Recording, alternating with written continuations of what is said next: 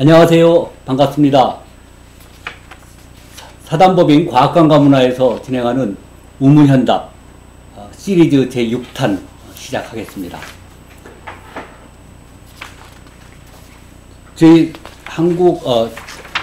사단법인 과학관과 문화는 제4차 산업혁명과 함께하는 방콕 하나콕 과학관 하나고르기 탐구라는 주제로 프로그램을 진행하고 있고요.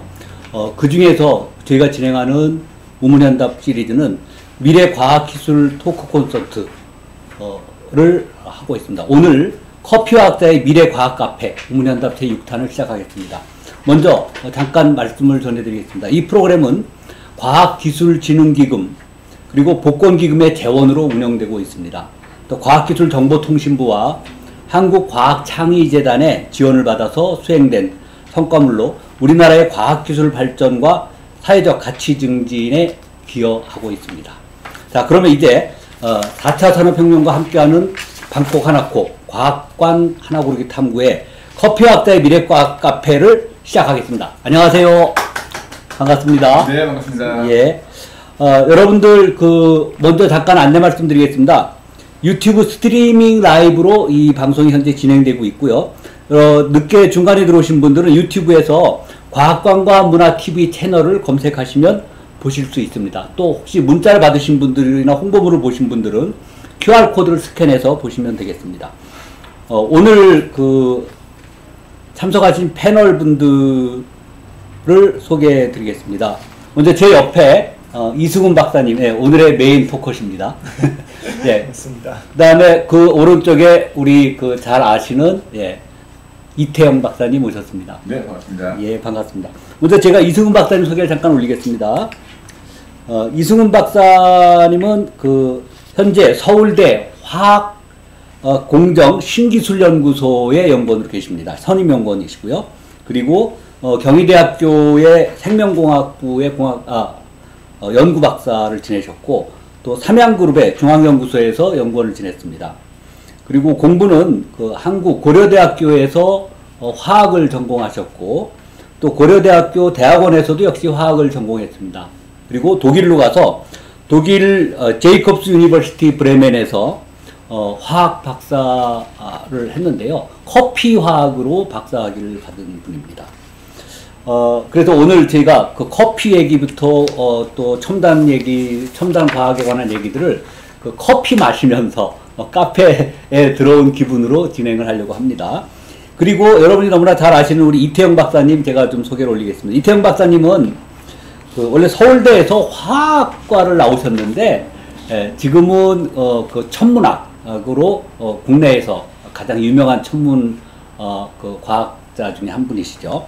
현재 충주 고구려 천문과학관 관장으로 계시고요. 충남대학교 천문우주과학과의 겸임교수를 오래 하셨습니다. 12년. 그리고 국내 최초의 소행성을 98년도에 발견했습니다.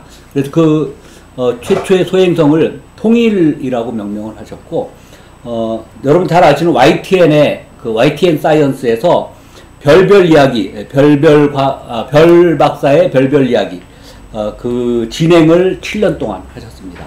또 KBS의 한국인, 문화의 향기, 문화자화상 등 여러 프로그램의 진행도 맡으시고 또 출연도 하셨고요. 아주 유명한 저서가 있습니다.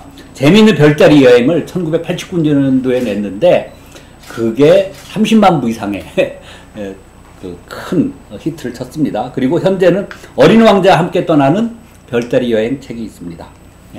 그래서 이 두 분들을 모셨습니다. 네, 우리 권기근 박사님 소개는 본인이 하시기 어려우니까 네, 간단하게 그냥. 네, 우리 과학관과 문화의 대표이시면서 한국과학문화교육단체연합의 회장님이십니다. 원래 금속공학으로 박사학위를 받으셨고, 스미소니안에서 과학관에서의 과학교육에 대한 그런 논문도 쓰신 분입니다. 굉장한 과학관과 과학교육에 대한 전문가시거든요. 이 박물관 관람법 하나 고르기 탐구 프로그램을 개발하신 분이고요. 국가과학기술 자문회의 전문위원을 역임하셨고, 스미소니안 연구소의 객원 연구원을 또 역임하셨습니다. 주요 저서로는 세상을 바꾼 과학 이야기, 어린이를 위한 세상을 바꾼 과학 이야기, 요즘도 아주 공룡에 대한 책을 쓰시냐고 굉장히 바쁘신 것 같은데요. 아무튼 우리 권기경 박사님 오늘의 이 메인 호스트거든요. 자, 소개를 마치겠습니다. 아니, 너무 저희 세 사람들이 자화자찬이 너무 길었던 것 같아서 죄송합니다. 자, 오늘 우리 그 미래과학 카페, 커피화학자의 미래과학 카페는 그래서 시작을 저희가 미래과학 카페의 차림표로 시작을 하려고 합니다. 여러분 이 미래과학 카페에 오신 것을 환영합니다.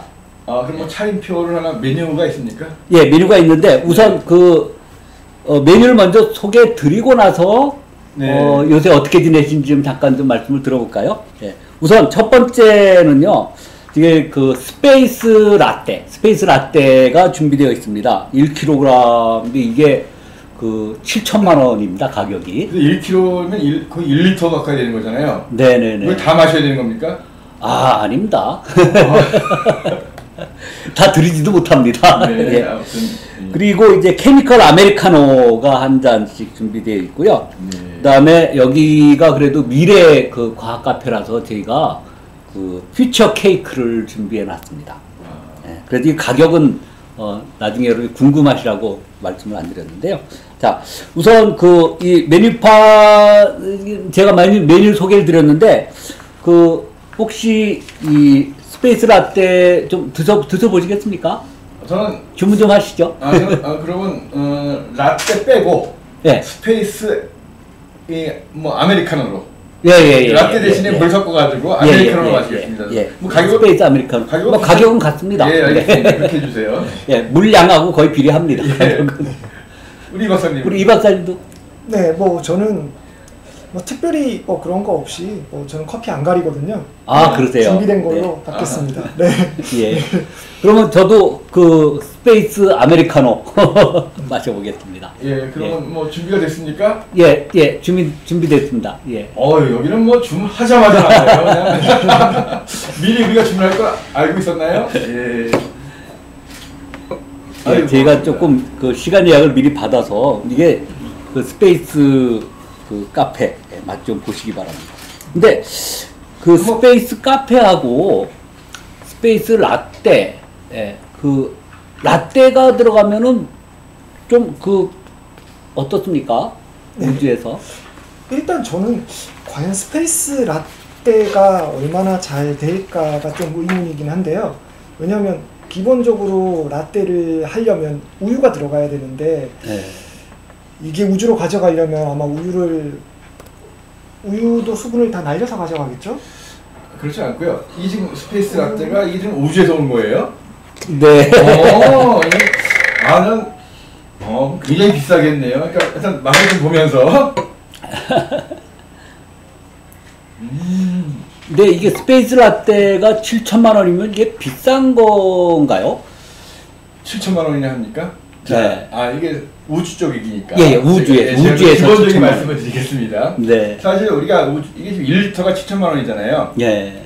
우주로 물 1리터를 가져가는데 들어가는 비용이 약 한 2천만 원 정도 들어가요. 물 1리터가 들어가는데. 왜냐면 발사 비용서도 다 해가지고. 그러니까 우리가 지상에서 보통 물 1리터를 한 1,000원 정도 하잖아요. 그렇죠. 그리고 커피가 보통 가서 좋은 데 가서 마시면 4,000원, 5,000원. 네, 4,000원. 호텔 가면 10,000원짜리도 있지만 보통 한 4,000원, 5,000원 정도 하잖아요. 그러면 이 물이 1,000원일 때 4,000원, 5,000원 4배는 되는 건데 물 1리터 갖고 올라가는데 2천만 원이니까 4배면은 8천만 원, 5배면 5천 그러네요. 그러니까 뭐 7천만 원이면 제가 봐서는 우주에서 7천만 원이라면 뭐 이렇게 마실만 한 거네요. 적절한 거다. 왜냐면 우주 여행을 한 번 하려면 사실 뭐 이게 우주 공간을 갖다가 이번에 인스피레이션 4라고 해가지고 한 3일 동안 여행하는 것도 있는데 최소한 1인당 수백억 이상을 갖다가 들어가야 되니까 수백억 내고 간 사람이 뭐 7천만 원 정도 커피 마신다고 하면 이렇게 비싸겠습니까? 그러겠네요. 자, 그런데 제가 이 커피 맛이 괜찮은데 우주에서 커피를 마시면 이게 카페인이 좀 더 진해질까요? 이승훈 박사님 어떠세요? 뭐 차이는 없을 겁니다. 이게 어차피 이게 되게 중요한 포인트가 카페인이 진하다, 연하다를 카페인 농도가 더 진하다, 연하다를 얘기를 하려면 그 커피의 농도가 얼마인지가 먼저 이야기를 나와야 되는데 에스프레소는 당연히 카페인 농도가 진하고요. 거기에 물을 타면 당연히 카페인 농도가 희석이 되겠죠. 근데 가끔 이 소비자 단체나 이런 데서 조사를 할 때도 우리가 실제로 마시는 한 잔에 대해서 조사를 하는 경우도 요즘은 그게 대부분인데요. 그렇지 않고 예전에는 실제로 마시는 커피에 대해서 조사를 한 게 아니고 판매하는 걸 그대로 해가지고 농도를 카페인 농도를 계산했던 적들이 있었어요. 그래서 이게 어떤 커피는 진하게 내려놓고 물을 타서 마시도록 돼 있는 것도 그대로 하니까 이 커피는 카페인 농도가 너무 진해서 사람들이 마시면 안 된다라는 수준까지도 그런 경우들도 많았고요. 그래서 실제로 카페인 농도에 대해서는 여러분들이 농도가 진하면 물을 많이 타서 드시면 됩니다. 우주에서 마시나 땅에서 마시나 결국은 물속의 커피 농도에 따라 달라지는 거지. 이게 뭐 무중력이라고 해가지고 달라지는 건 없을 것 같아요. 그러네요. 근데 재밌는 게 제가 이걸 뭐 오늘 시간 준비하다 보니까 우리가 보통 에스프레소라고 이제 이야기하잖아요. 그러니까 아주 강한 압력으로서 이 커피를 내리는 거잖아요. 사실 이 에스프레소 커피를 마시면 우주의 기운이 느껴질 것 같아요. 왜냐하면 사람이 우주를 갖다 로켓을 타고 올라가면 심할 경우에는 지구 중력의 9배까지 느껴야 되거든요. 그렇죠. 굉장히 견디기 힘들잖아요. 그래서 구지라고 하는데 보통. 근데 이 에스프레소를 내릴 때 우리 이 박사님 거기를 압력이 지구 보통 1기압이라고 하는 거에 한 9배 정도 9기압 정도로 내리는 걸로 알고 있거든요. 맞습니까? 그러면 커피도 공부를 많이 하시네요.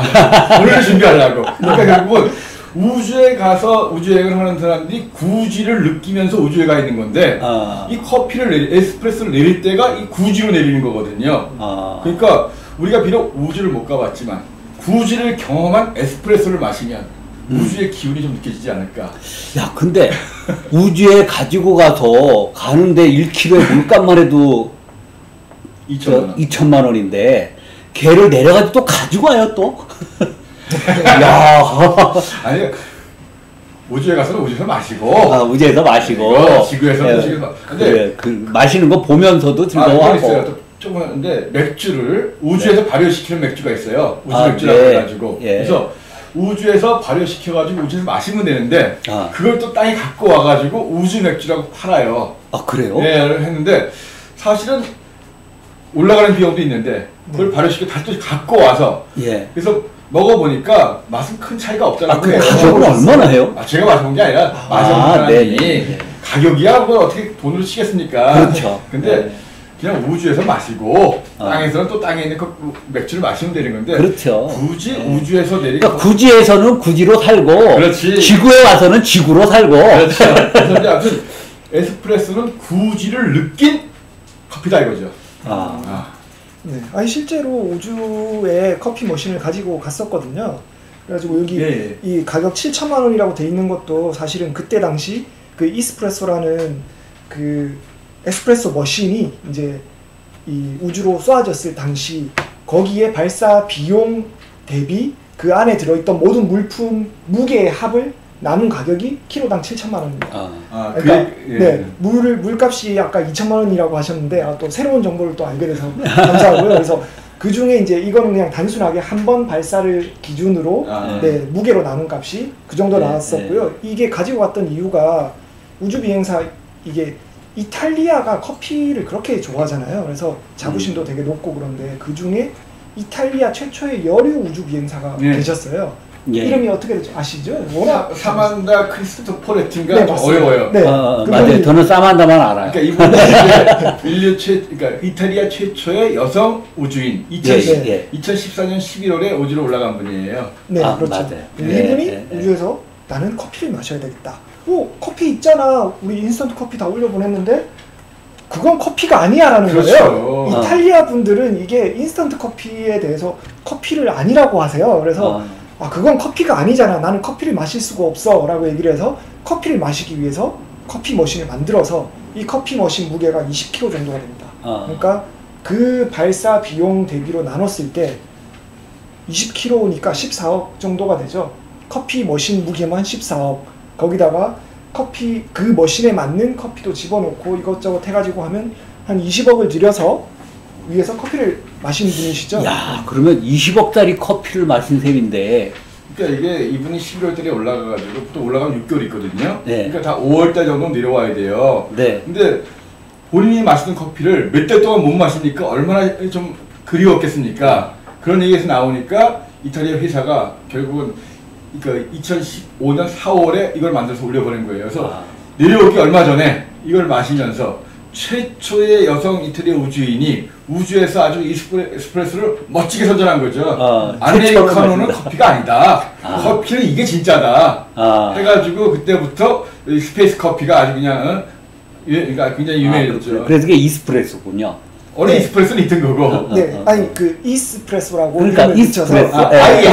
ISS프레소.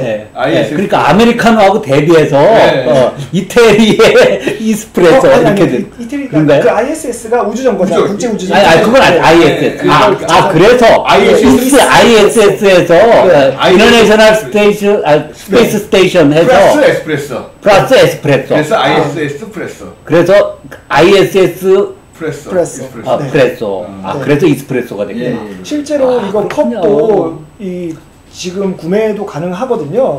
그 컵이 디자인이 일단 기본적으로 우주에서 컵에다가 뭘 받아 마시려면 이게 우주에서 액체를 컵에다가 마신다는 건 상상도 할 수 없는 일이죠. 이런 컵에다가 마시면은 이 붕붕 떠다닐 거 아니에요. 그래서 이렇게 못 마시죠. 얘들도 떠다니겠죠. 그렇죠. 물도 다 떠다니고. 벽에 붙는 게 아니라 떠 있으니까. 그러니까. 그래서 기본적으로는 다 파우치에다가 넣어서 빨대로 마시는 형태였는데 이분이 커피는 컵으로 마셔야 된다라고 하셔가지고 컵을 또 개발을 했어요. 그래서 물이 들어갔을 때 그 컵 안에서 돌면서 이게 중력이 없어도 컵 안에서 안정되게 이제 마찰에 의해서 자연적으로 이제 멈출 수 있도록 컵을 유선형으로 만들어 놓고 그런데 거기서 또 문제가 그럼 컵에다가 물을 잠기게 한 건 좋아요. 근데 우리가 마실 수 있는 이유는 컵 안에 물이 들어있어서가 아니고 컵 안에 물이 중력에 의해서 우리 입으로 들어오기 때문이죠. 그렇죠. 기울이면. 그런데 아무리 기울여도 안 커피가 내려오질 않는 거예요. 그럼 어떻게 해야 되냐? 이 표면을 처리를 또 기가 막히게 해가지고 일정 각도 이상으로 기울이면 액체가 그 물의 응집력을 이용해서 여기에 벽에 붙어서 벽을 타고 올라오게 만들어 놓습니다. 예, 그게 표면 장력을 이용해서 그렇죠. 그렇죠. 네. 표면 장력과 모세관 현상 때문에 그건 저거랑 논리가 똑같다. 그 상도에서 보면 개연배라고 하는 잔이 나오잖아요. 상도가 뭐죠? 상도라고 하는 옛날 드라마가 있었는데 그 최고 효과가네. 그런데 거기에 개연배라고 하는 잔이 나옵니다. 술잔이. 근데 과욕을 부려서 꽉 채우면 얘가 밑으로 다 빠져버려요. 근데 70%까지만 채우면 그 잔이 차 있어요. 근데 그 원리가 뭔가 하고 따져보니까 그것도 역시 그 표면 장력을 이 중력이 이겨내는 그만큼의 그 술잔까지는 괜찮은데 그걸 더 이상 물을 부으면 다 빠져버려요. 근데 이것도 마찬가지로 그때 작용하는 것처럼 이제 그 점성이랄까요? 표면 장력과의 뭐 그런 관계가 같이 계산이 됐겠네요. 제로 G 커피 컵이라고 하거든요. 제로지 커피 컵. 제로지. 그러니까 중력이 제로일 때 마시는 커피 컵. 그러니까 모양도 참 뭐 제가 봐서는 뭐 어떻게 램프 비슷하게도 보이는데. 좀 화면에 좀 보여줄 수가 있나요? 그 제로지 컵을. 제로지 컵 한번 보여주실래요? 그래서 이 제로지 컵이라고 해서 그 파워포인트 자료 중에 있어요. 파워포인트 자료 중에. 그래요. 고당. 요게 지금 원래 팔던 건데 기념품으로 팔던 거거든요. 근데 이게 진짜죠. 가격이 $100가 안 되는 기념품을 만들어서 팔다 보니까 사람들이 다 그것만 사니까 이게 장사를 해야 되잖아요. 그러다 보니까 이거는 이제 솔드아웃해서 더 이상 안 만들어요. 대신에 이 판매창이 활성화돼 있는 게 저기 이제 파랗게 이제 판매창이 활성화돼 있잖아요. $500짜리. 그렇지만 이거는 그 실제로 우주에 가지고 갔던 재질과 똑같은 재질로 만들었다고 그래서 더 좋겠죠. 커피가 7천만 원인데 컵은 뭐 500불밖에 안 하네요. 그러네요. 그렇게 생각하면 뭐 저렴한 거긴 한데 뭐 충분히 뭐 7천만 원 정도 커피 마시는 분이 500불짜리 커피잔을 비싸다고 생각하겠습니까? 그렇지만 우리가 마시기에는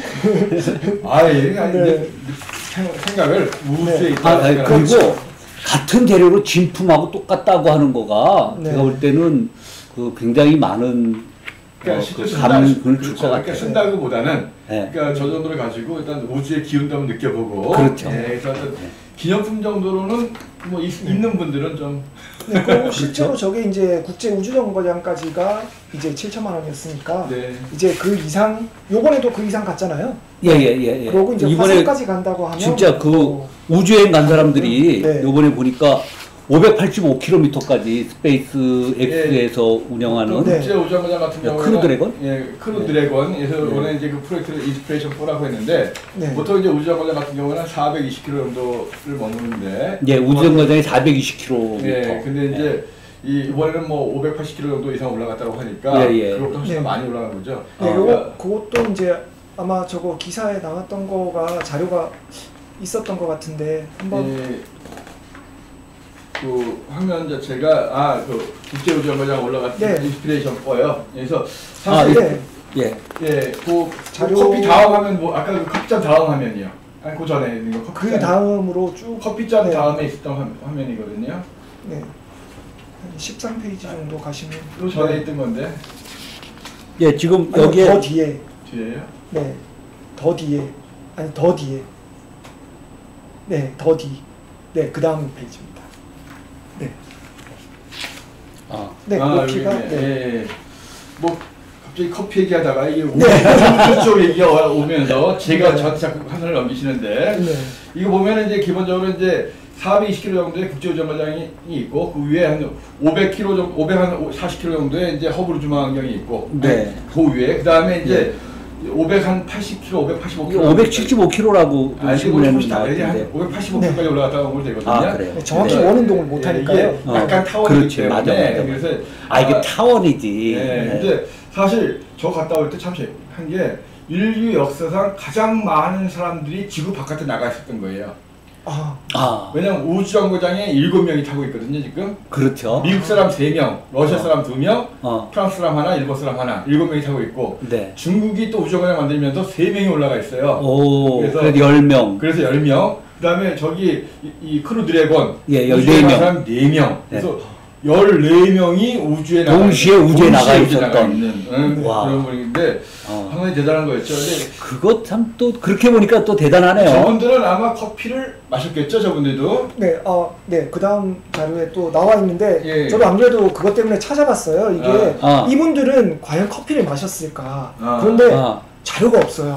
자료가. 커피를 마셨는지. 아. 이 사람들이 뭘 마셨는지 궁금해서 확 찾아봤는데, 그런데 이 사람들이 먹은 게, 계속 먹는 피자만 나오더라고요. 아. 이 중에 아, 한 분이 네네네네. 나는 피자 먹어야 되겠다 해가지고. 아. 그런데 우연히 찾았던 게 이분들이 이제 요구했던 리스트가 커피가 검색이 안 됐던 이유가 다 있었어요. 커피는 너무도 당연히 가지고 가는 거기 때문에 그렇군요. 검색할 필요가 없었던 거죠. 특정한 피자, 이런 아. 특정한 음식들은 이게 사람들이 이걸 먹는다고 하는 생각에 이제 이게 의미가 있어서 막 기사도 나고 하는데 커피는 뭐 당연히 가지고 가는 거니까. 그러니까 먹는 얘기 하니까 네. 예를 들면 게 과거에는 우주에 가면은 다 건조식품만 먹는다고 생각했거든요. 네. 근데 지금은 거의 비슷하게 먹어요. 네. 다 해가지고 뭐 피자도 먹고 그다음에 우리나라도 이제 저 전북에 가면 우주식품 만드는 데가 있어요. 그래서 네.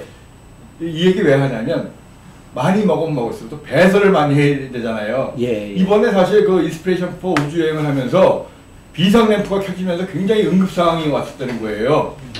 그게 왜냐하면 아폴로 13호만큼의 그 정도는 아니죠. 거기는 그건 그래도 아니고. 전문가들이 우주 비행사들이 있었는데 그랬죠. 이번엔 민간인들이 갔잖아요. 그렇죠. 예, 민간인만 4명. 민간인 갔는데 거기에서 비상 램프가 켜지면서 막 이상 상황이 와가지고 또 지상하고 통신이 두절두절되고 막 그랬었다 그래요. 그래서 왜 그러느냐 원인을 보니까 이 배변을 봐야 별을 봐야 되는데 화장실에서 우주에서 보려니까 거기는 무중력이니까 빨아내야 된단 말이에요. 그 석션을 해요. 그렇죠. 예. 힘을 주면 쫙 빨아내야 되는데 이 팬이 고장난 거예요. 그러니까 잘못하다가는 팬이 돌지 않으면 볼일을 봤는데 이게 다 이 공간을 돌아다녀 같이 음식하고.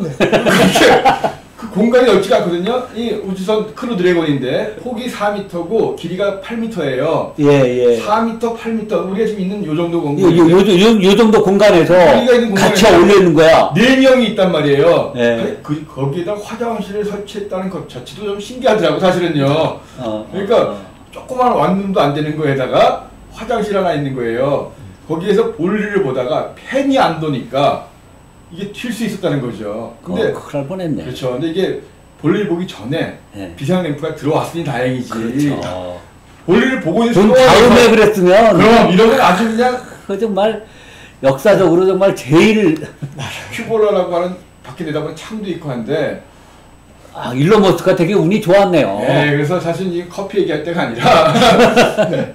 이게 사실 그 미드의 빅뱅 이론이라고 뭐 우리나라 사람들도 되게 좋아하는 미드인데 거기에 네. 이게 예언처럼 있었습니다. 거기에서 이제 실제로 국제 우주 정거장에 들어가는 이제 병기를 제작하는 기술자가 이제 주인공 중에 한 명으로 나오는데 갑자기 비상사태가 터져서 이제 거기 있는 몇 가지 이제 기구들을 가지고 분해해서 병기를 새롭게 만들어야 되는 그런 미션을 하는 에피소드가 하나 있었거든요. 근데 네. 거기서는 터졌었습니다. 근데 그걸 과연 어떻게 하면 네, 터지지가 않았죠. 네. 아니, 상상만 하세요, 그럼. 상상만. 네, 그래서 사실 국제우주정거장도 이 병기가 계속 문제가 됐어요. 그래가지고 얼마 전에 새로운 병기를 또 갖고 새로운 병기를 개발해서 올라갔고 또 과거에는 또 이제 문제가 뭐냐면 여성 우주인들이 많아졌거든요. 그렇죠. 그래서 근데 구별이 없었어요. 그러니까 사실은 여성 우주인들이 남성 우주인들 또 러시아 사람들도 있고 막 섞여 있는데 좀 불쾌할 거 아니에요. 그래서 이제는 이 국제우주정거장의 화장실이 3개 이상 늘어났습니다. 그러면서 이제 여성이 별도로 쓸 수도 있고 네. 그래서 어디 가나 먹는 것만큼 중요한 게 배설하는 건데 맞습니다. 그거 사실 뭐 꼭 그것뿐만이 아니라 소변도 마찬가지죠. 소변도 저는 그 우주복 이 포스터를 딱 보니까 네. 제미니 우주선 때 그 앞에서는 이 오른쪽 허벅지 쪽에 주머니가 없던 게 제미니 우주선 때죠? 보니까 허벅지에 주머니가 달렸어요. 그래서 설명을 딱 읽어봤더니 이 우주선 발사하는데 잠깐 다 이제 발사 직전 상태인데 이 문제가 하나 생겼다는 게 밑에서. 그래서 그걸 이제 수리한 대기 기간이 4시간이 걸렸답니다. 그럼 볼일 봐야 되겠네요. 네. 근데 볼일을 봐야 되는데, 근데 출발해야 되는데, 이게 지금 볼일을 보게 생긴 거예요. 그럼 어떡하냐 그랬더니, 할 수 없다. 그냥 출발해라. 그래가지고, 그냥 소변을 싸면서 올라갔다는 거예요. 그래가지고, 그때부터 이제 그 소변을 호스로 해서 우주복으로 다는 거가 생겼다. 제가 그걸 에피소드를 읽었는데, 그러네요. 이거 참, 배변 문제가 굉장히 중요하긴 하네요. 그래서 사실은 국제우주정거장 같은 경우에는 6, 7명이 뭐 몇 달씩 있잖아요. 그러니까 그만큼 많이 먹고 또 많이 배설을 해야 되기 때문에 그런 대소변 처리도 굉장히 문제가 되거든요. 그래서 보통 이제 이 대변 같은 경우에는 모아서 얼렸다가 이제 우주로 내보내고 우주 내보내면 이것이 결국 지구의 중력대 떨어지면서 별똥별처럼 타겠죠. 그렇군요. 그래서 대변이 진짜 별똥이 돼가지고 우주에 타는 멋진 그런 유성처럼 보일 거고 각가다 우리가 보는 별똥별 중에서 그런 게 있을 수 있습니다, 사실은. 그 다음에 이제 소변 같은 경우에는 다 웬만하면 다 재활용을 하거든요. 네네. 소변 같은 경우는 이제 러시아 쪽 같은 경우에는 뭐 실제로 재활용을 많이 해가지고 실제로 마시기도 한다 그러는데 미국 쪽에서는 뭐 마시진 않는다 이런 얘기를 하더라고요. 그래서 지금 우주에서는 이 우주정거장 안에서 식물도 키우거든요. 식물들 키우고 할 때 그런 데 많이 쓰고 실제로 마시지는 않는다 이렇게 얘기를 하더라고요. 근데 뭐 사실 우리 한강물 마셔서 다 깨끗하게 정수해서 먹잖아요. 근데 알고 먹는 거랑. 네, 그렇죠 또. 제가 뭐 박사님 같이 있는데 박사님이 어제 볼일 보고 제가 오늘 마신다라고 하면 조금 그렇잖아요. 근데 모르고 먹는 거야 모르겠는데 아무튼간에 어떤 대소변. 근데 너무 얘기가 좀 그쪽으로 길었는데. 아무튼 요거 어쨌든 그런 사태가 났는데 이 4명이 같은 이 우주인들이 그래도 민간인들이지만 몇 달 동안 훈련을 받은 거거든요. 그래서 그걸 다 지상하고 해가지고 수리를 해가지고 무사히 볼일 다 보고 내려왔다. 아주 다행스러운 일이었습니다. 근데 이 4사람에 관해서 제가 잠깐 보니까 이 스페이스 X의 그 크루 드래곤 타고 갔던 4명 그 돈을 한 사람이 냈더라고요. 아이작맨. 그 아이작맨? 근데 이 사람 저는 그 깜짝 놀랐죠. 사진을 보고. 네. 너무 젊은 거예요. 봤더니 38살인데. 아이, 그 정도면 나이가 좀. 아, 그런가요? 네. 근데 이 사람이 그 가지고 있는 그 회사가 Shift for Payment. 네. 네. 근데 자기가 돈을 다 내고, 그리고 사람들을 우주인을 선정한 거 같은데요. 그렇죠. 그러니까 일단 본인, 여기에서 이제 4명을 선정을 했는데, 네. 본인 말고, 예. 하나는 또 이제 3명. 병원에서 이제 이 암을 극복하고 다리가 절단된 분인데, 예, 간호사. 간호사는 아니고 이제 보조의사라고 하는 건데, 아, 이분이, 그렇군요. 그러니까 우리말로 간호사라고 번역을 했는데, 예. 의사도 아니고 간호사는 아니고 보조의사라고 하더라고요. 그러니까 아. 그런 부분이 그런 분하고, 네네. 그다음에 실제로 그 병원에다가 기부를 받았어요. 그러니까 본인이 1억 불을 쾌척하고, 아. 그 병원에다가 여러분들 다 기부해라. 기부한 사람들 중에서 추첨해서 한 사람 보내겠다. 해가지고 그 중에서 한 사람을 뽑았거든요. 예, 예. 그래서 이제 뽑힌 사람이 사정이 생기면 못 가고, 내 친구가 더 우주를 가고 싶어 한다. 그래가지고 친구를 보냈어요. 그래서 친구 덕분에 간 분이 하나 계시고, 또 하나는 이제 그 챌린지를 해가지고 챌린지에서 뽑힌 사람이 한 분 가고, 네. 그래서 4명이 올라갔다 왔는데, 아무튼 그 아이작맨이 뭐 돈도 많았겠지만 어렸을 때부터 꿈이 우주에 대한 꿈을 키웠다는 거고, 네네네. 부모님한테 영향을 받았다는 건데, 제가 알기로 한 2, 3천억 정도 썼을 거예요.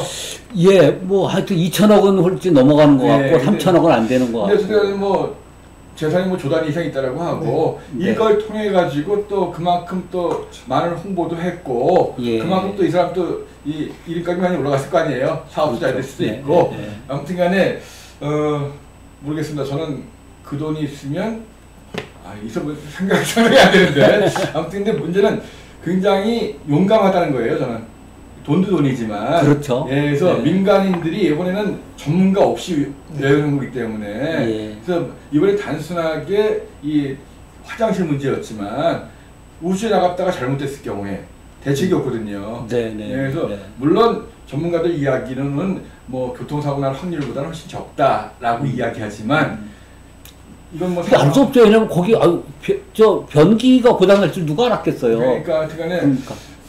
사실 뭐 일론 머스크가 스페이스X를 만들고 크루 네. 드래곤을 만든 장본이지만 본인은 우주에 안 나갔다 왔어요. 그러네요. 네, 이분이 일론 머스크가 화성에 식민지를 만드는 게 목표라고 하는데, 많은 기자들이 언제 가시겠습니까? 라고 물어보니까 저는 지구에서 아이들이 크는 모습을 보겠습니다. 이렇게 하는 얘기를 했는데, 그만큼 우주라고 하는 것은 신비롭고 도전의 장소이긴 하지만 또 그만큼 위험한 거거든요. 네. 그래서 이분이 돈을 많이 쓴 것보다는 저는 그런 위험을 감수한다는 거. 그 정도 재산을 가진 사람이 그렇죠. 그 정도 위험을 감수하면서 거기까지 나갔다 왔느냐. 예. 물론 그 이전에 제프 베이조스도 뭐 100km 갔다 오고, 예. 그 다음에 뭐 리처드 브랜슨 회장도 갔다 오고 했는데, 예. 역시 상당히 용감한 분들이었다. 그렇죠. 네, 그래서 인간은 역시 이런 모험 정신이 필요한, 단순히 그분이 돈이 많다, 뭐 재벌이 뭐 돈 많다고 자랑한다 이렇게 생각하시는데, 저는 이분들이 그래도 목숨을 걸고 갔다 온 부분도 있기 때문에 그건 높이 사줘야 될 것 같습니다. 그런 것 같습니다. 리처드 브랜슨도 그 짧은 시간 동안에 갔다 왔지만, 제가 알기로 제가 이제 스미소니언에 있을 때, 스미소니언 항공우주박물관에 뭐 이상한 게 하나 딱 있어요. 걸려있어요. 저게 뭐냐 그랬더니, 저게 스페이스십 1이다. 그러면서 저 스페이스십 1은 굉장히 역사적으로 중요한 거라고, 그래서 저게 뭐가 중요합니까? 그랬더니, 저게 최초의 민간 우주선이다. 그렇게 얘기하더라고요. 그래 보니까 2004년도에 그 스페이스십 1을 가지고 그걸 만든 사람이 그 폴 앨런이라고 빌 게이츠하고 같이 마이크로소프트를 만들었던 그 창업자죠. 그 사람이 돈을 대가지고 그 최고의 그 항공 비행기 설계자 하고 같이 해서 그걸 만들어가지고 그걸로 100km 바깥을 3번 갔다 왔어요. 근데 그걸 보고 나서 바로 리처드 브랜슨이 내가 아주 우주 회사를 차리겠다 해가지고 그 기술하고 다 인수해서 만들었더라고요. 사실은 이 리처드 브랜슨 같은 경우가 더 용감한 분이거든요, 사실은. 그렇죠. 왜냐하면 크루 드래곤은 이미 국제정거장에 몇 번 갔다 온 거예요. 안전이 어느 정도 입증된 그렇죠, 건데, 그렇죠. 네. 이 리처드 브랜슨이 했던 버진 갤럭시에서 했던 스페이스십, 이번에 유니티라고 하는 건데, 이거는 사실 사람이 타고서 거기 가본 적이 없는 거예요. 처음이거든요. 마네킹 갔다 오고. 그래서 그런데 물론 갔다 오면서 우리는 문제가 좀 있었어요. 여기에서 뭐 비상램프가 켜지고 문제가 좀 있었는데 아무튼 그래서 지금 조사를 하고 있긴 하지만 아무튼 자, 이 저기 지금 화면 나오는 거. 예. 아니 화면 저게 스페이스 원. 예. 예, 그러니까 저게 이제 옛날 모델이고. 예. 예. 그 사실 자. 스페이스 2가 한번 그 연습 중에 한번 사고가 나서 그 조종사 조종사가 죽었죠. 예. 자, 이제 넘어가서 그럴까요? 이제 뭐 자, 이제 민간 우주 관광 시대가 생겨서 이제는 민간 우주 관광 시대가 됐으면 그분들은 당연히 이제 가서 커피는 우주에서 마실 것이고, 근데 이제 이 우주선을 만드는 거 가지고 지금 요번에 그 민간 우주 비행 3개가 다 조금씩 다르잖아요. 근데 다른데, 이 그 우주선 그 소재는 뭘로 만들까요? 사실 제가 이거 금속공학을 했지만 저도 잘 몰라서. 뭐 금속공학과시니까 뭐 제일 잘하실 것 같아요. 저는 그냥 다른지 철로 만드냐 그러는데 그건 아니고 철을 베이스로 한 합금으로 만들 텐데 제가 상식으로 보면 뭐 베릴륨 들어갈 것이고 몰리브덴 들어갈 것이고 망간 들어갈 것이고 뭐 그 정도. 자, 그렇게 얘기하시면 들으시는 분들이 참 머리 아파하시거든요.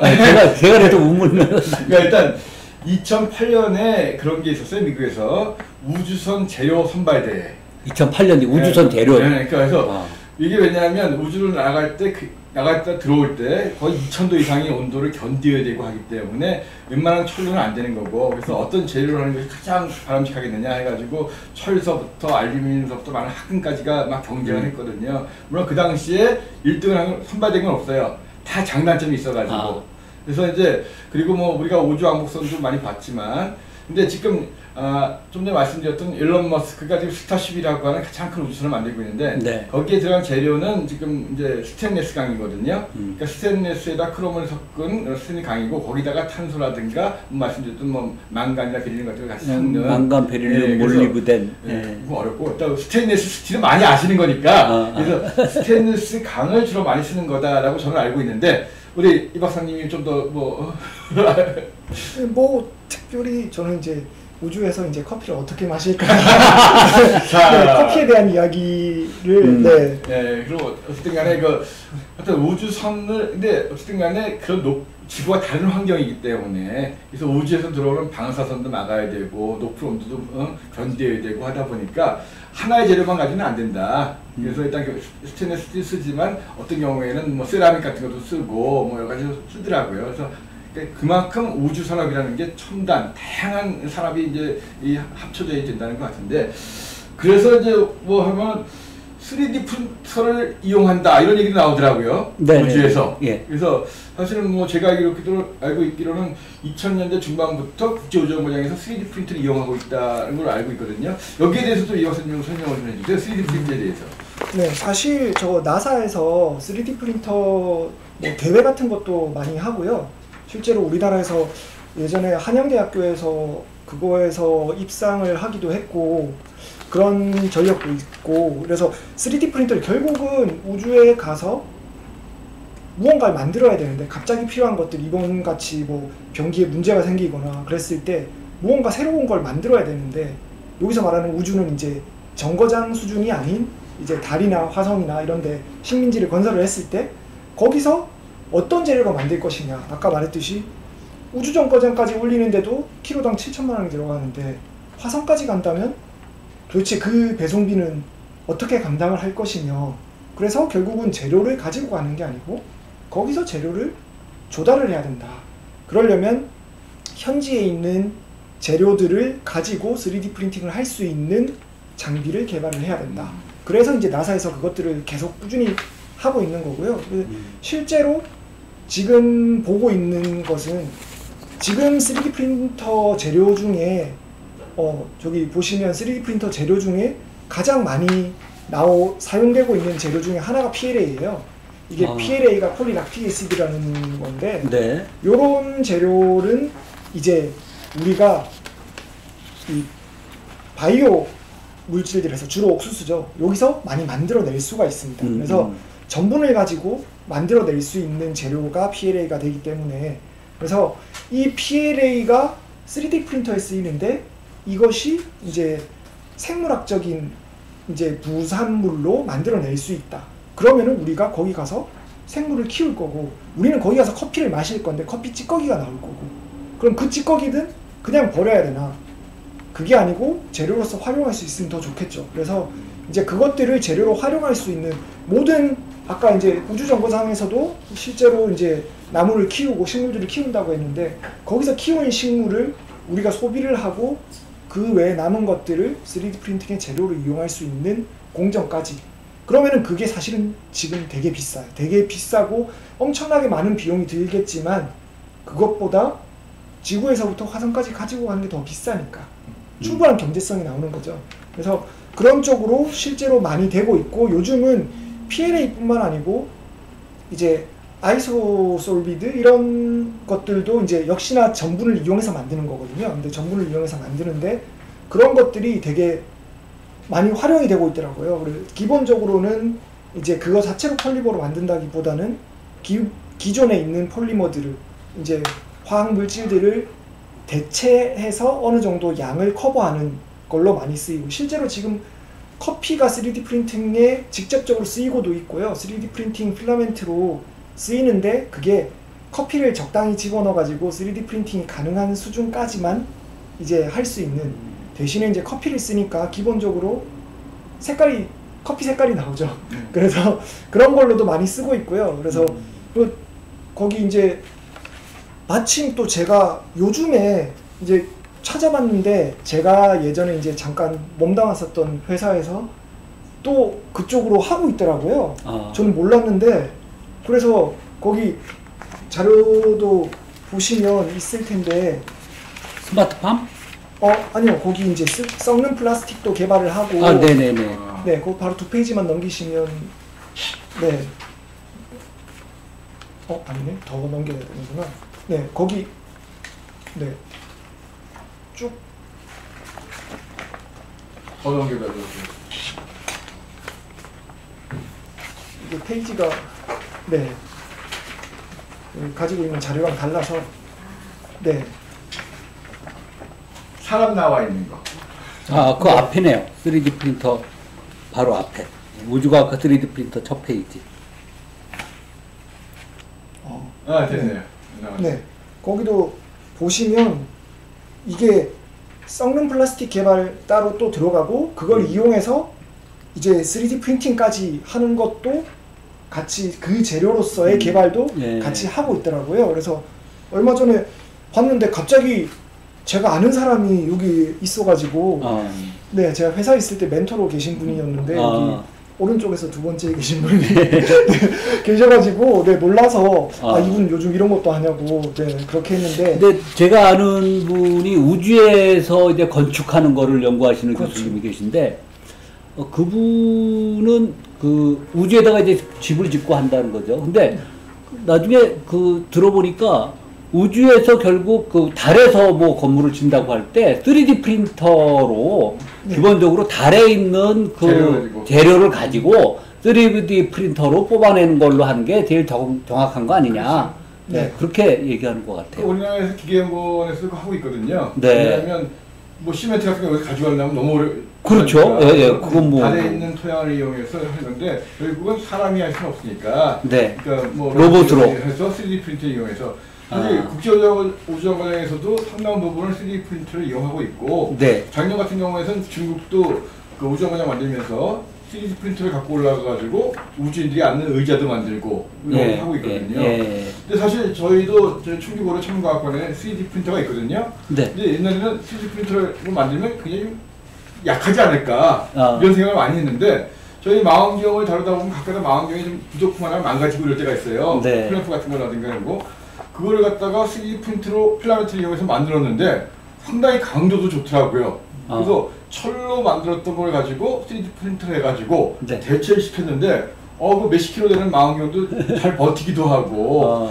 그래서 저희 충주고려 천문과학관에서는 일반 학생들한테 이 3D 프린트하는 것도 교육을 하거든요. 저희 홈페이지 들어가 보시면 배우시고 싶으신 분들 연락하시면 되겠습니다. 충주고려 천문과학관 잠시 광고했습니다. PPL도 들어갔었나요?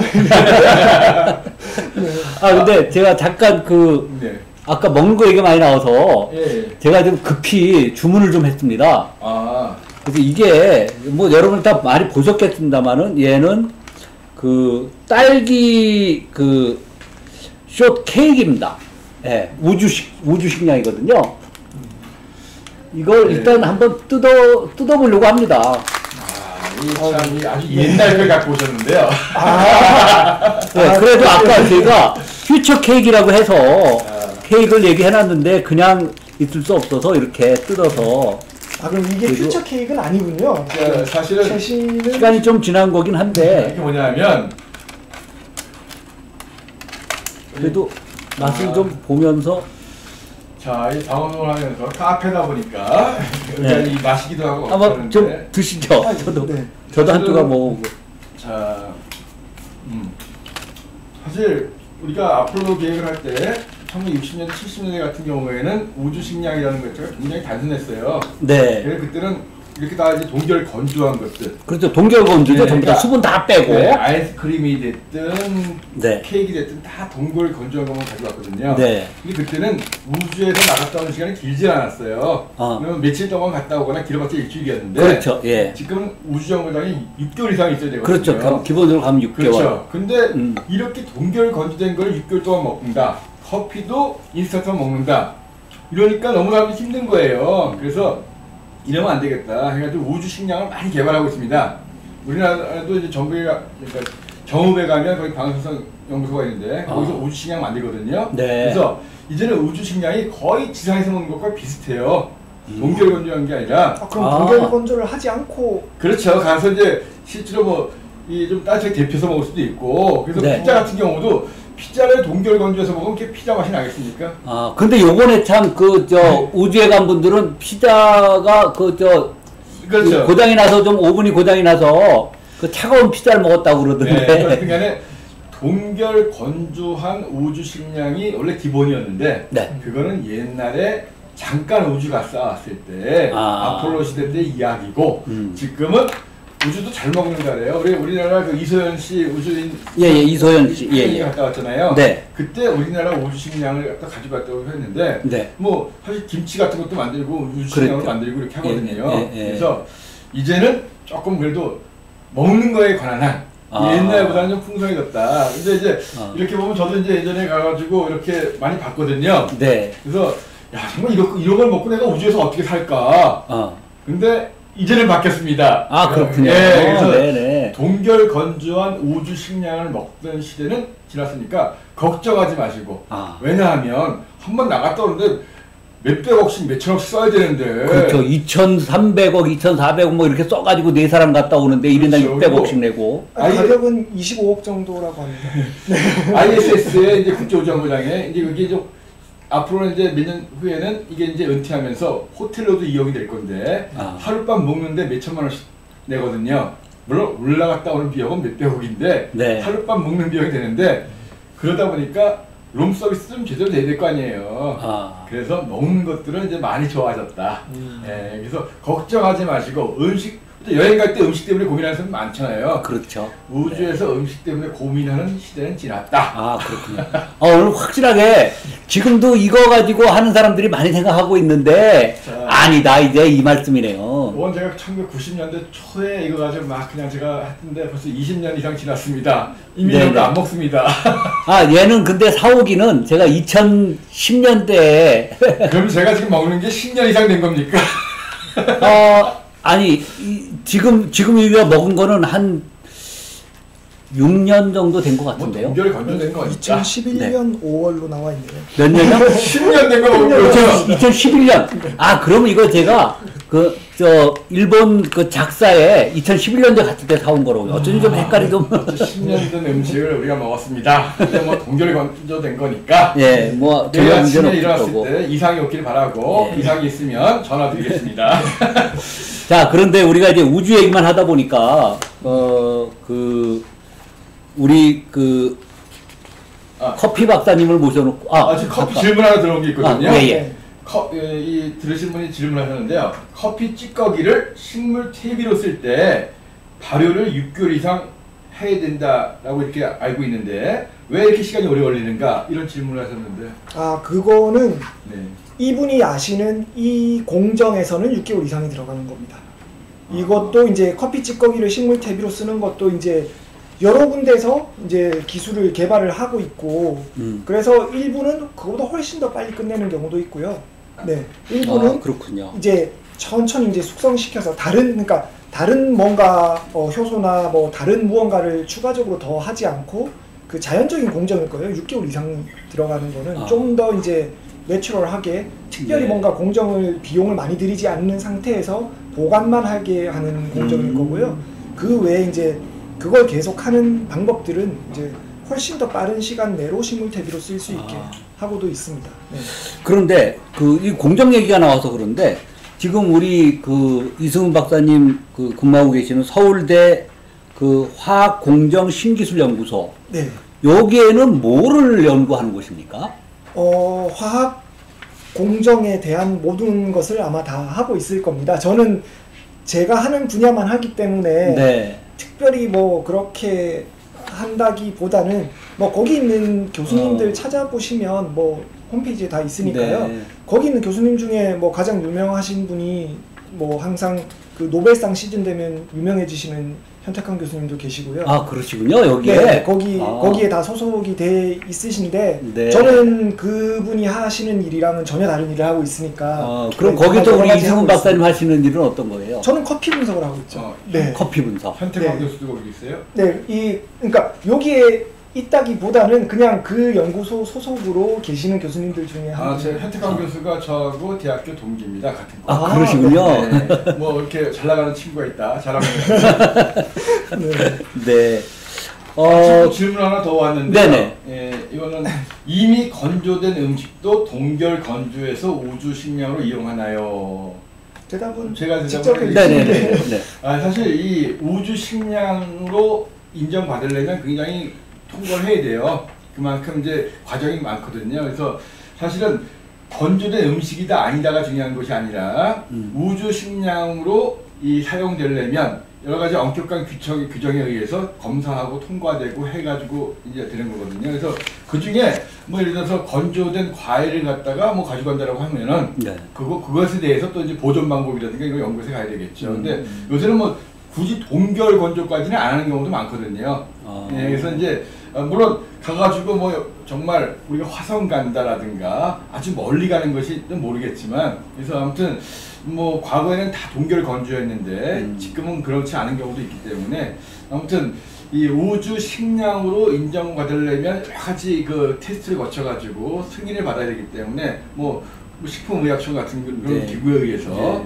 뭐 이제 나사와 관련돼서 좀 하기 때문에 뭐 정확한 건 저도 뭐. 근데 우주에 가면 그 식량이 상하거나 뭐 쉬거나 그럴 것 같지는 않은데요? 근데 기본적으로 사람이 머무는 곳이기 때문에 사람이 머무는 공간 안에는 산소도 있고, 네. 그죠? 그다음에 이제 모르겠습니다. 사람이 있으니까 정말 완전히 무균화돼 있다면 무균실은 아닐 거라는 생각이 들거든요. 사람 호흡에서도 그렇죠. 나오기 때문에 그런 말씀 자꾸 하시니까 10년 전에 먹었던 이 음식을 먹은 속이 메스꺼워지는 것 같은데, 근데 지금 당장 유통기한이 없네요. 유통기한은 유통기한 없습니다. 확실합니까? 네. 네. 아무튼간에 아주 메스꺼워지는데. 근데 뭐 별로 걱정 안 해도 돼요. 그리고 우주 하니까 저도 하나. 제가 그 자연사 관련해 뭐 하다 보니까 생각나는 게 그 해파리 있지 않습니까? 네, 해파리. 네, 해파리를 우주로 이렇게 가져갔거든요. 네. 근데 이제 해파리가 그 거의 뭐 95% 이상이 물로 되어 있잖아요. 전부 다. 그런데 얘들이 거기에서 중력에 적응을 하는가? 무중력에. 예. 무중력에. 지구에서는 얘들이 방향을 찾아가는데 그 우주에서 가면 얘들이 어떻게 적응을 할까 했는데 얘들이 우주에선 적응을 했더라는 거예요. 근데 문제는 걔들 지구로 데려왔을 때 얘들이 방향을 못 찾더라고요. 거기에서 우주에서 태어나나. 그러니까 해파리뿐만 아니라 물고기들도 실험 많이 했거든요. 불에가 있잖아요, 불에가. 네네. 불에를 가지고 이제 뜨고 하는 건데 우주에서는 이제 이게 무중력이니까 이게 작용을 잘 안 한단 말이에요. 근데 실제로 적응을 해요, 우주에 가면은. 근데 결국 지구에 내려오니까 적응이 안 되셔도 사실. 그렇죠. 그러니까 거기에 또 익숙한 게 있으니까. 근데 시간이 지나니까 다시 또 적응을 하더라. 그런 것도 있는데, 그러니까 결국은 생명이라고 하는 것은 결국은 환경에 적응하게 돼 있고, 그것이 결국 진화가 아닐까. 이렇게 생각이 드는데, 이 정도 하시고. 자, 커피 분석을 계속 하신다 그랬는데, 사실 이 독일에서 공부하실 때, 네. 여기 한국에서는 커피학을 전공하신 건 아니잖아요. 네. 독일에 가서 커피학을 전공하신 거죠. 네. 근데 어떻게 독일에서 이 커피학을 전공하시게 되셨어요? 그리고 그 교수님이 또 어떤 분이세요? 네. 저는 일단은 기본적으로 이제 한국에서 전공했던 거는 고분자 화학 쪽에 가깝거든요. 그래서 고분자 만들고 뭐 그렇게 했었는데, 뭔가 좀 전환을 필요로 해서 했었고, 그리고 이제 커피 그때 당시 이제 제가 한창 회사에 있을 당시 그때 이제 커피 뭐 자격증, 바리스타 자격증 이런 것들이 막 처음 생겨나던 시기였어요. 그래가지고 이런 것도 한번 배워볼까. 그때가 몇 년도죠? 2007년 정도, 2006년, 2007년. 네. 그때 이제 막 그게 한창 우리나라에서 바리스타 과정 이런 것들이 유행하기 시작했던 그 시기에 접했는데, 그때까지는 저는 커피를 많이 마셨거든요. 커피를 많이 마셨는데 제가 마시던 커피는 이제 인스턴트 커피 믹스 그거였죠. 근데 이후에 이제 우리나라 트렌드도 이제 스타벅스가 들어서면서 조금씩 원두 커피를 소비하기 시작하는 트렌드로 갔는데, 제가 거기서 마시던 커피들이랑 이제 커피를 배우러 가서 마시는 커피랑 커피의 맛이 다른 거예요. 그러니까 지금도 그냥 인스턴트 커피가 아니고 이제 지금도 이제 그냥 일반 카페들, 일반 그 프랜차이즈 카페에서 아메리카노를 마시다가 이 뭐 유명하다고 하는 맛집 이런 카페들 찾아가셔가지고 거기서 내려주는 핸드드립을 마셔보면 이게 어느 게 더 좋다는 취향의 차이일 수는 있지만 확실히 다르다는 건 느껴질 거거든요. 그래서 지금까지 마셨던 커피랑 너무 다른 거예요. 근데 에스프레소 머신으로 뽑은 것도 아니고 그냥 손으로 내려가지고 뽑았으니까 정말 그냥 커피에 있는 맛을 쭉 뽑아낸 건데 맛이 너무 달라가지고 이 맛은 뭘까 하고 궁금해져서 이제 커피에 대해서 조금 더 공부를 하기 시작을 했죠. 근데 커피를 가지고 공부를 하다 보니까 커피 쪽에서는 연구는 되게 많이 돼 있는데 실제로 커피 하는 사람들이 원하는 연구가 너무 안 돼 있더라고요. 그래가지고 커피 하는 사람들이 원하는 연구들을 좀 해볼 수 있지 않을까? 그리고 가장 최신의 새로운 커피들이 현재는 우리나라에서 전 세계에서 제일 새로운 커피들이 많이 나오고 있어요. 무슨 커피 다 나오고 그렇게 하고 있는데, 그 커피들을 나는 우리나라에 있으니까 그렇게 새로운 커피들이 많이 나오는 것들을 접하기 쉬우니까 그렇게 접하는 커피들을 가지고 연구를 해볼 수 있지 않을까? 그렇게 해서 새로운 커피들에 대한 연구를 가장 먼저 해보고 싶다 이런 마음이 있어서, 그러면 어떻게 할까? 그럼 커피를 연구하시는 분을 찾아가서 학위를 해보자, 박사학위를 해보자. 근데 궁금한 게 있어요. 네. 왜 스타벅스로 안 가고 독일로 가셨어요? 네. 그것도 이제 처음에 생각했던 건 이제 미국 쪽으로 유학을 가면 되지 않을까 막연하게 이제 생각을 했었죠. 근데 뭐 미국에서 실제로 커피 연구가 잘 되고 있는 전 세계에서 제일 유명한 이제 UC 데이비스나 식품 쪽에 이제 탑 3 안에 항상 들어가는 이런 곳들도 있고 한데, 일단은 이제 거기에 들어가려면 GRE 시험을 봐야 되잖아요. 영어 시험을 봐야 돼요. 네. GRE 시험을 보면서 이제 뭐 정보 공개 동의 이렇게 뭐 하고 했는데, GRE 시험을 잘 봤더니 미국에 있는 대학들에서 편지랑 이메일이 오더라고요. 정보 공개 동의를 해놨더니 우리 학교에 오면 요런 쪽으로 뭐 하겠다 그렇게 오면서, 그런데 이제 제가 정보 공개 동의를 할 때까지는 제 전공이 이제 고분자 쪽이었잖아요. 네. 그래서 고분자 하시는 교수님들이 메일을 보내주시는 거예요. 그래가지고 거기다가 답장을 다 보냈어요. 나는 커피 연구하고 싶은데 여기서 커피 연구해도 돼? 하고 보냈더니 11군데인가 제가 보냈는데 그 중에 2개가 답이 왔는데, 그 중에 한 분이 네가 고분자를 여기 와서 하면 내가 서포팅을 다 해주겠는데 커피를 하겠다면 못 해준다. 그런데 내가 아는 교수 중에 커피 연구한 교수가 있으니까 한번 찾아가 볼래? 라고 하는 거예요. 그래가지고 독일에 있는 교수님을 소개를 시켜줬어요. 그래서 이분을 찾아봤는데 제가 아는 커피 논문을 쓰신 분이에요. 이분이 이제 니콜라이 코놀트라는 교수님이신데 네. 이분이 되게 신기한 게 사람이 준비가 돼 있으면 이렇게까지 잘 풀릴 수가 있구나 라는 걸 정말로 보여주는 운도 정말 좋으신 분인데 그 운이 올 때마다 그대로 다 캐치하신 분이세요. 잠깐만. 그런데 네. 그 교수님이 계신 대학이 네. 어떤데? 제가 볼 때 이제 우리 시청자 입장에서 보면 네. 이제 좀 차분차분 이렇게 물어보고 싶은데 그래서 그분 소개받은 교수님한테로 이제 간게 독일로 간 거란 말씀이죠. 네. 그 독일의 그 교수님이 계신 그 대학이 무슨 대학이에요? 네, 학교 이름이 이제 야콥스 유니버시티 브레멘이라는 곳인데 예. 이게 전 세계에서 가장 유명한 커피 회사들 중 하나가 이제 야콥스 커피가 있어요. 야콥스 커피. 네, 이게 그 독일의 우리나라 사람 잘 모르는데. 우리나라에는 그렇게 많이는 안 들어와 있어요. 그렇군요. 네. 예, 야콥스 커피. 네, 유럽에서는 되게 이제 점유율도 높고요. 네. 네, 그럼 거기에서 이제 커피를 전공하셔가지고 학위를 받으신 건데, 네. 제가 궁금한 게, 네. 그러면 이 박사님이 커피를 전공해서 학위를 받으셨는데, 이 박사님이 만드는 커피가 네. 보통 바리스타가 만드는 커피보다 훨씬 더 맛있다는 겁니까? 아니면 커피의 어떤 성분이라든가 이런 과학적인 걸 많이 분석하셔가지고, 네. 정확히 뭐죠? 일단은 제가 커피를 만들면 예. 우리나라에서 그래도 한 10만 등 안에는 들 자신은 있습니다.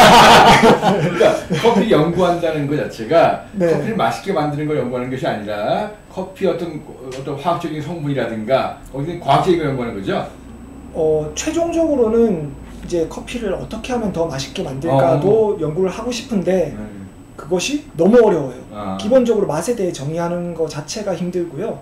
그리고 맛은 일단 이제 향과 맛에 대해서 이제 기본적으로 커피의 맛이라고 하면 그 두 개가 같이 나오는데 특히 향에 대한 거는 그 성분 종류에 따라서 인간의 감각이 이제 폭으로 하면 거의 한 10에 16승 이상 정도까지의 농도 차이가 나는 거를 같이 느낄 수 있어요. 우리가 어떤 물질을 느끼느냐에 따라서 그 물질보다 10의 16승이 적어도 똑같은 양으로 느껴지죠. 10의 16승이면 몇 배예요? 자, 10의 11승이면은 1000억입니다. 네. 1000억 곱하기 10만이에요. 경이겠죠? 네, 그러면 잘 계산이 안 되네. 네. 1000억에다가 동그라미 3개 더하면 100조고 16이니까 100조, 1000조, 경이네요. 그러네요. 네. 그래서 그 정도 차이가 나는 것까지도 할 수 있기 때문에 현재 과학이 제가 이제 전공으로 커피 분석을 전공으로 하면서 이제 주로 사용했던 이제 장비가 이제 그 크로마토그래피에서 연결되어 있는 질량 분석기를 이용했는데 이 질량 분석기가 기본적인 레인지가 10의 한 6승에서 7승 정도를 10의 6승이면 100만. 네, 장비에 이 무리가 안 가게 뭐 그걸 더 할 수도 있는데 장비에 좀 무리가 갈 수 있으니까 그 정도를 하기 때문에 인간의 감각이 그거보다 훨씬 더 범위가 넓은 거죠. 그러니까 우리가 장비로 이 특정 물질을 디텍팅을 할 수가 없어도 인간은 디텍팅을 할 수가 있는 거죠. 그렇군요. 네. 그러면 인간의 맛의 감각이 굉장히 그러니까 커피 맛도 결국 예술이네요. 그렇다고 섬세한 걸 있겠네. 갖다가 네. 분리해낼 수 있고 네. 섬세한 걸 갖다가 표현해낼 수 있다는 것 자체는 정말 커피 근데 과학자는 커피 예술가. 그러네요. 네. 그런데 궁금한 게 이 재료가 같으면 같은 커피 네. 가지고 나는데 그 맛이 재료는 똑같은데 맛이 달라지는 거는 얼마 정도나 많이 달라질 수 있나요? 재료가 똑같은데 맛이 다르다라고 하는 게 그 재료의 개념부터 한번 생각을 하셔야 되는데 기본적으로 재료가 다르고 맛이 다릅니다. 왜냐하면 같은 커피다, 뭐 똑같은 지역에서 똑같이 생산을 했어도 당연히 다른 게 나오죠. 예. 그것까지 똑같다고 하더라도 로스팅을 어떻게 했느냐. 그렇죠. 로스팅을 하면 간단하게 이제 폴리페놀 같은 경우로 말하면 이거 같은 경우는 지금 이제 우리나라의 한경대 이제 문중관 교수님이라고 계세요.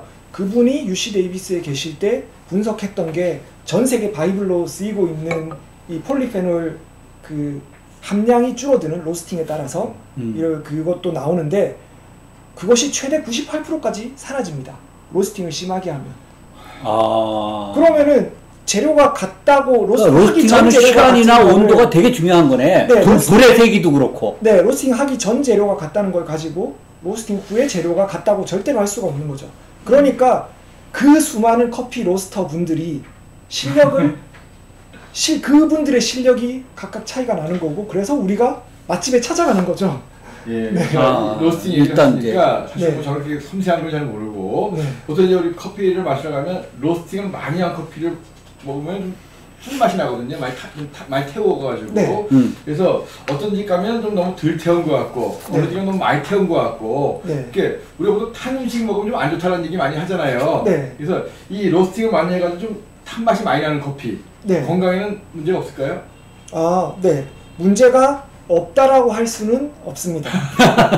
이게 왜냐하면 탄 맛이 나는 것이 이제 그러니까 톡시시티가 있잖아요.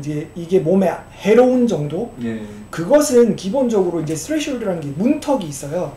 그래서 일정 이상을 먹어야 그러니까 꾸준히라도 일정 이상을 먹어줘야 몸에 문제가 생길 가능성이 생기는 건데 그런 게 아니라면 사실 그런 거라면 그 이하로만 먹는다면 큰 문제가 없어요. 그런데 발암성이라는 거는 그러니까 그것도 이제 말하자면 일정 정도의 어떤 그 변곡점이 있는데 그 수치에 도달했을 때 확 하고 변화가 일어나서 몸에 해롭게 되는 거지. 그 전에 축적되는 과정까지는 괜찮다. 그거가 기본적으로 이제 그 인체가 자연적으로 그걸 해독할 수 있는 양 이하는 괜찮은데 그 이하를 그걸 넘어가면 문제가 되는 건데. 커피는 좀 탄 거 마셔도 건강에 지장 없다. 그 말씀이죠?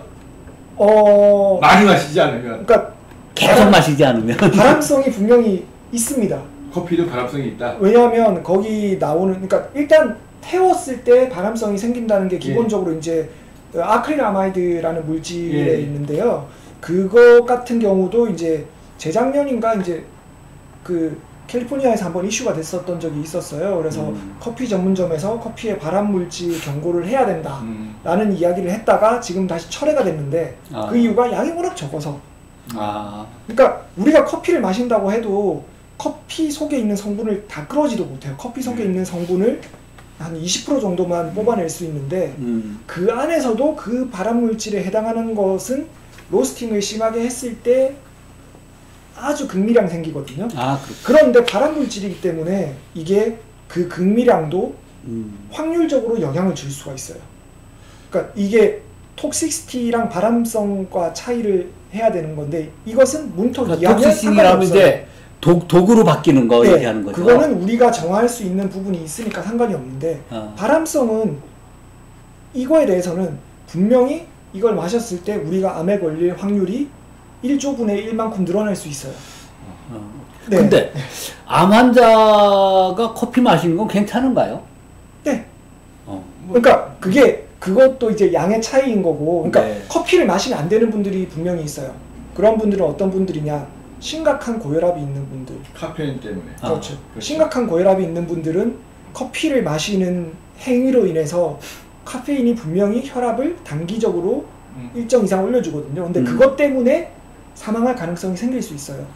그래서 심각한 고혈압이 있는 분들은 그 카페인이 들어있는 커피는 드시면 안 되고요. 그뿐만 아니고 이제 또 그럼 디카페인 커피는 마셔도 괜찮은가요?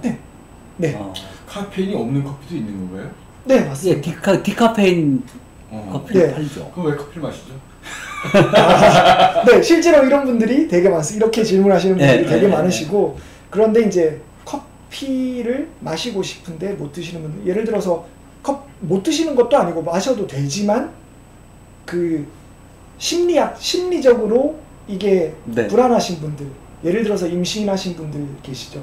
이런 분들은 커피를 평소에 마시다가 임신을 했는데 내가 마셨을 때 나한테 문제가 있으면 괜찮은데 아이에게 문제가 있으면 싫다. 그래서 나는 내가 커피를 좋아하지만 안 마시겠다.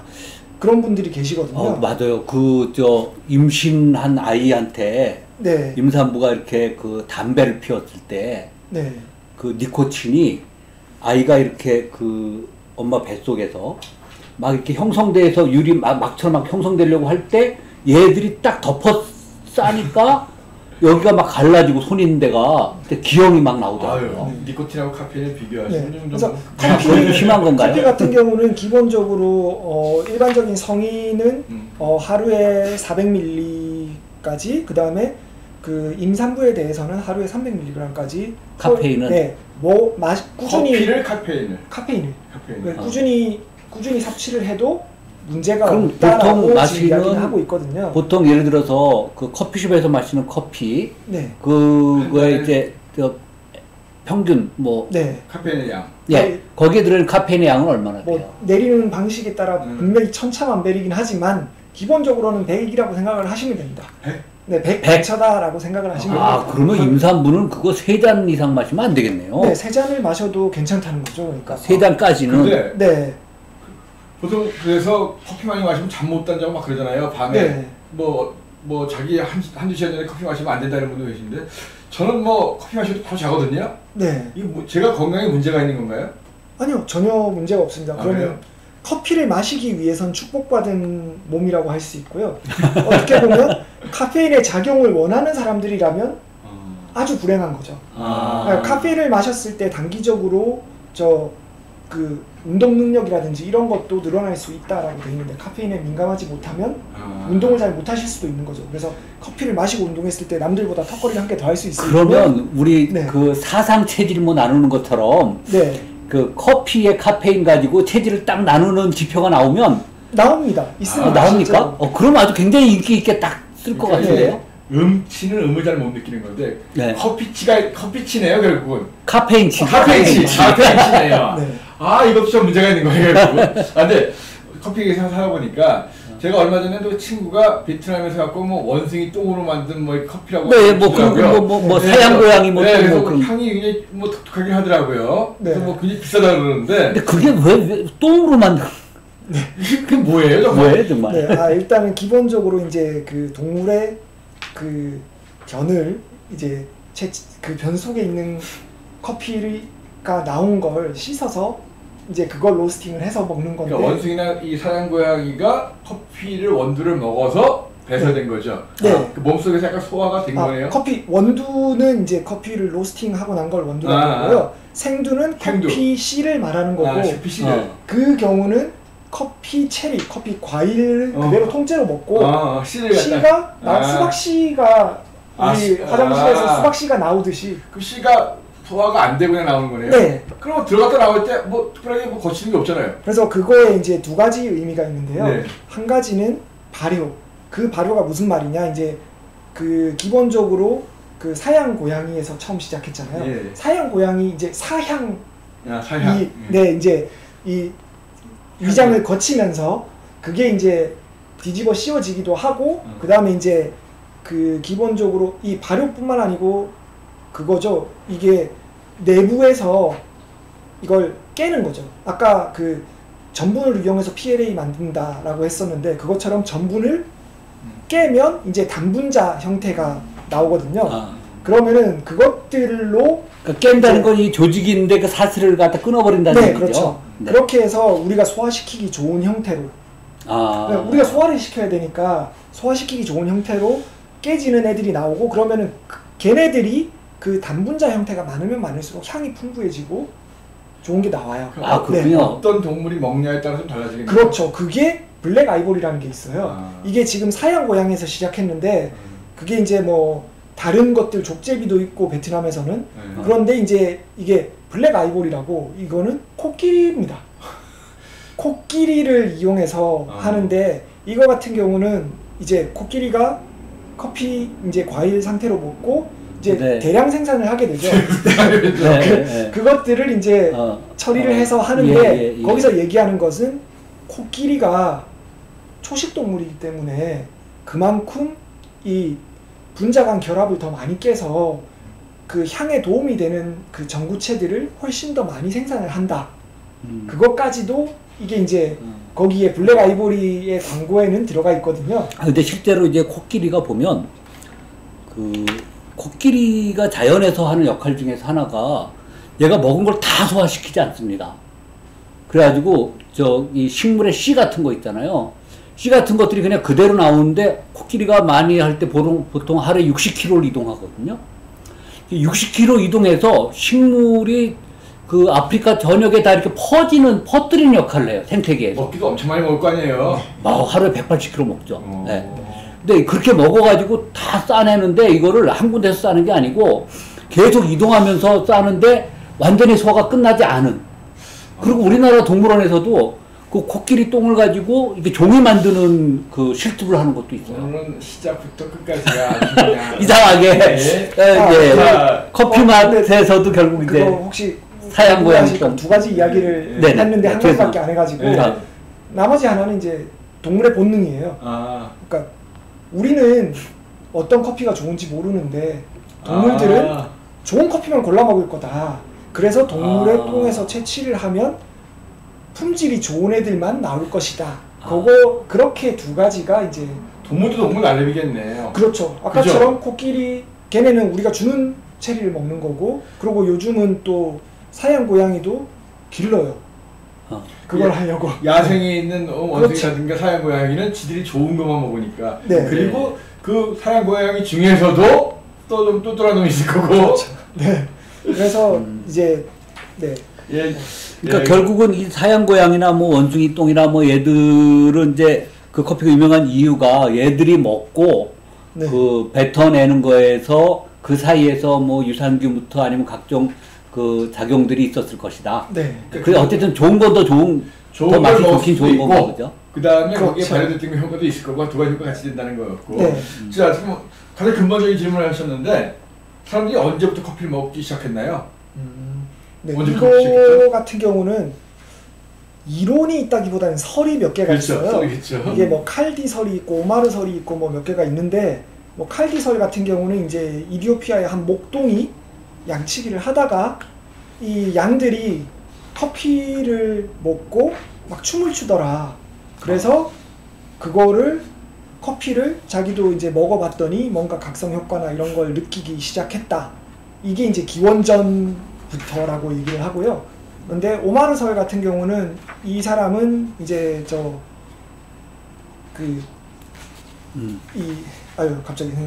아랍에 이제 아랍권에 있는 이 뭐라고 해야 되지? 정치인이면 정치인이고 종교인이면 종교인입니다. 그러니까 예. 종교인 아랍계는 그 네. 종교인이 정치인이고 정치인이 네. 종교인이에요. 그런데 이제 그 정치적인 문제로 본인의 영역에서 이제 밀려나서 도망을 치던 와중에 그 커피를 먹고 힘을 내서 완전히 도망을 칠 수가 있었고, 그리고 다시 돌아왔다. 그런 얘기가 있어요. 그래가지고 그때부터 이 사람이 수도를 할 때 그 커피를 이용을 하더라. 네. 근데 실제로 아랍에서 커피가 시작을 했거든요. 우리가 사람들이 이제 대량으로 커피라는 음료로 마시기 시작한 게. 그러니까 그런 면에서 네. 보면 결국 그 우리가 그 화학 용어들이 전부 다 그 대부분이 또 저 아랍 쪽에서 많이 나왔잖아요. 별도 마찬가지예요. 그렇죠. 천문학도 네. 사실 유럽 같은 경우 중세 천년이 굉장히 암흑 시대였잖아요. 네. 그때는 거의 뭐 종교적인 것밖에 없었기 때문에 중세 천년 동안에 천문학이 발달됐던 것이 결국은 그러니까 아랍 쪽이었고 우리가 알고 있는 별 이름들 그렇죠. 그 별 이름들이 대부분 다 아랍어로 돼 있어요. 그렇군요. 뭐 알타이르, 알데바란, 알비레오, 저도 모르겠지만 알데바란은 예, 그렇죠. 뭐 이런 이름 카펠라, 뭐 베가 뭐 이런 이름들이 다 아라비아에서 나와요. 그렇군요. 알자가 많거든요. 예. 알이 뭐냐면 알코올부터 영어의 정관사 더에 해당되는 아라비아어가 알이거든요. 예. 그래서 알자 들어간 이름이 많은데, 그래서 이 척박한 아라비아에서 살면서 하여튼 과학도 천문학도 굉장히 아랍이 많이 발달했는데 커피도 거기가 이제 그렇군요. 커피, 화학, 그죠? 알칼리 뭐 다 그런 거죠? 네, 예전에는 처음 커피가 알려지기 시작했을 때는 커피 하면 예멘이었습니다. 그래서 그 빈센트 반 고흐가 한창 이제 활동을 할 시기, 그때 이제 예멘 항이 저거였거든요. 그래서 그 예멘 모카항이 이제 예멘 그 전 세계 커피의 중심지 개념이었기 때문에. 그랬군요. 예멘이. 그 예멘 모카 마탈이라는 예멘 모카에서 이제 되게 높은 등급의 커피를 빈센트 반 고흐 커피라고 하기도 하고요. 왜냐하면 반 고흐가 커피를, 이것도 좀 애매한데, 반 고흐가 커피를 많이 마셨다, 사실은 아니다, 뭐 이런 얘기들이 많은데, 그거에 그 별이 빛나는 밤 반 고흐가 그렸잖아요. 네. 네. 예, 1889년이에요. 네, 그렇죠. 근데 별이 빛나는 밤, 밤의 카페 테라스 이런 예. 걸 그릴 때, 저 거기다 가봤어요, 그래도. 네, 네, 그 밤의 카페 테라스 그림을 그릴 때 3일 만에 끝냈다 그러더라고요. 어떻게 그랬을까요, 이제? 그러면은 커피를 커피 마시고 잠을 안 자고 계속. 네, 그 고흐가 그렸던 스테리 나이트 그 그림 있잖아요. 네. 그게 사실은 새벽에 그린 거거든요. 예. 거기에 이제 이렇게 금음들이 나오고 하는데, 그러니까 그림을 보면서 그 다음에 이제 또 이렇게 거기 론강에 이렇게 북두시성 있는 게 있거든요. 네. 그것도 한 자정 무렵이거든요. 그러니까 이 반 고흐가 물론 약간 좀 정신병이 좀 건강이 안 좋았긴 했지만 밤에 좀 잠을 못 이루었던 것 같아요. 그렇죠. 그 커피를 많이 마셨던 탓이 아닐까. 네. 그죠? 그럴 수 있어요. 그럴 수 있겠네요. 그래서 그 스테리나 같은 경우 그런 건 이제 밤새 그렸다는 얘기네. 잠 못 이루면서 보이는 게 뭐겠어요? 그 당시 가로등 게 없었는데. 네. 그러니까 잠 못 이루면서 밖에 내다 보니까 하늘에 보이는 게 별하고 달이고. 그죠? 자, 아무튼 지금 시간이 10분밖에 안 남았어요. 네네네. 그래서 이제는 조금 다른 얘기들 좀, 사실 우리 이 박사님이 그 서울대 화학공정 신기술 연구소. 이 신기술 연구소, 이게 뭐 하는 곳이에요, 여기서는요? 네. 아니, 뭐, 여러 가지를 다 하죠. 다 해요? 네. 네. 그러니까, 사실 뭐 저도 화학을 전공했지만, 지금 뭐 천문학을 하고 있고 하지만, 이 화학을 지금 이 시대가 과거에 이제 구석 시대부터 해가지고 이제 청동기 시대, 지금 철기 시대, 지금은 사실 거의 뭐 플라스틱 시대라고 하나요? 네, 맞습니다. 네. 그래서 이 사실 요즘 첨단 소재라고 하는 것들이 어디까지가 첨단 소재예요? 그거 진짜 뭐 우선 좀 들어보고 싶은데 저는 이 석기 시대에는 이제 뭐 돌 뭐 그렇게 했지만 제가 금속공학을 전공했거든요. 철기 시대 사람이시구나. 예, 근데 금속공학 하는 사람은 그걸 또 철과 비철로 나눠요. 그 중에서 저는 이제 비철을 했습니다. 예, 비철을 했는데 저희 때만 해도 금속공학과가 따로 있고 재료공학과가 따로 있고 요업공학과라고 있었어요. 세라믹공학과. 예, 세라믹공학과 그 요업공학과라고 보통 했는데 그게 제 친구 중에 하나가 그 을지로에서 이 친구가 그 세면대 장사를 하는데 그 세면대 그 가게를 그 판매업을 했는데 야 너 요새 뭐 하냐 하니까 우리 도자기 팔아 딱 그렇게 얘기해. 근데 어쨌든 이렇게 구분돼 있었는데 지금 과가 다 합쳐서 하나로 돼 있어요. 재료로. 예. 그래서 그러니까 금속과 비금속 우선 철 비철 할 거 없이 금속과 비금속과 그 다음에 비금속이라면 뭐 다 포함되는 거겠죠. 거기다가 고분자공학 관련된 것까지 다 합쳐서 하나가 아닌가 이런 생각은 하는데 그게 과로도 그렇게 나타나는 것 같아요. 진로에서. 근데 우리 이 박사님 보시기에는 어떠세요? 첨단 소재? 네, 뭐 기본적으로 그 아까 뭐 철기 뭐 이렇게 얘기하셨는데 그 인류의 이 역사를 그 사용하는 소재로 나누면 기본적으로 세 개로 나누는 게 기본이었거든요. 이제 석기 시대, 청동기 시대, 철기 시대 가장 많이 사용하는 소재가 된 거죠. 그리고 아까 철기 시대 사람이라고 하셨는데 맞습니다. 철기에서 이제 플라스틱이 더 많이 사용되기 시작한 게 이제 1990년대 들어서면서니까 뭐 대학교와 이제 사회생활 시작까지가 그 이전이신 분들은 포함이시네요. 베스트셀러 쓰신 게 1989년. 그럼 철기시대 맞습니다. 네. 그렇게 해서 네, 그때까지는 철기시대였고 이제는 철기시대는 좋았어요. 그래서 그래서 이제 고분자 시대라고 얘기를 할 수가 있겠죠. 이제 폴리머가 더 많이 사용되니까. 근데 제 개인적인 생각으로는 아마 그 다음 시대는 이제 바이오 디라이브드 머테리얼이 아닐까. 바이오 머테리얼. 그래서 그렇죠. 생물 유래 이제 재료. 물론 여기에는 기본적으로 그 고분자도 함께 있습니다. 생물 유래 플라스틱이 지금 많이 만들어지고 있잖아요. 그런데 이제 생물 유래 플라스틱을 포함한 생물 유래 재료들 전체가 이 플라스틱의 사용을 넘어서지 않을까. 왜냐하면 결국은 지금 플라스틱 시대가 올 수 있었던 건 석유화학의 부산물이거든요. 석유화학은 이제 결국은 제한이 있어요. 그러면은 다시 철기 시대로 돌아갈 것이냐, 아니면 그렇지만 새롭게 갈 수 있는 재료로 그렇죠. 쓸 수 있는 게 바이오가 한 영역이 된다. 그렇죠. 그러니까 이게 그 플라스틱을 지금 만들 수 있는 기술들이 이만큼 발전을 해 있는데 이 기술을 안 쓸 수는 없으니까 플라스틱은 계속 쓸 텐데 그 플라스틱이 원료가 아마 바이오 머티리얼에서 오지 않을까. 그리고 바이오 소재 자체를 그대로 쓰는 그런 것들도 같이 있지 않을까. 그럴 것 같으네요. 근데 제가 이제 앞으로 그 나노봇 시대가 이제 열릴 거라고 하는데 로봇에 나노 사이즈의 로봇이 나오는데 얘가 뭐 말하자면 컴퓨팅도 하고 그렇게 돼서 간다고 하는데 그 나노봇의 재질이 뭘까? 제가 항상 그 궁금했거든요. 근데 지금 말씀하시는 거 보면은 사실 나노봇이 그 나노 사이즈의 걸 철로 만들 수도 없을 것이고, 그죠? 그러면 그게 바이오와 연관된 것일 가능성이 제일 크겠네. 바이오를 배양한다거나 하면서. 기본적으로 몸에 들어가는 것들에 대해서 우선적으로 바이오 머티리얼 연구가 많이 진행이 되고 있습니다. 몸에 들어가야 되니까. 그러니까 실제로 이것이 몸에 해가 있다 없다를 떠나서 사람들의 인식이 바이오 머티리얼이라고 하면 더 좋아합니다. 그 나노봇이라고 하니까 나노봇이면 나노니까 12-9등 정도 되는, 그러니까 보통 보면은 코로나 바이러스가 그래도 최소한 수십 나노 이상 된단 말이에요.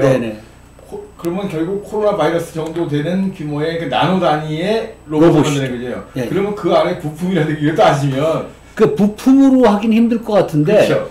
그러니까 재미나는 게 그 레이 커즈와일이 얘기했던 그 특이점이 온다. 거기에 보면 그러면 이 뇌에서 어떻게 나노 로봇하고 연관이 될 것이냐 그랬더니 이분이 얘기가 그 나노봇 50억 개를 주사기에 넣으면 요만큼 정도 될 텐데 요만큼 뇌에다 주사해주면 얘가 뇌에 들어가서 그 내 뇌신경하고 이 나노봇이 클라우드 컴퓨팅으로 연결된다.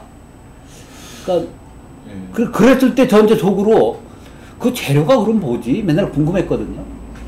그러니까 그런 첨단 신소재들을 많이 이제 발굴하고 개발하고 연구하시는 부분을 하는 거잖아요, 지금요. 거기에 이제 바이오 쪽도 많이 들어갈 거고.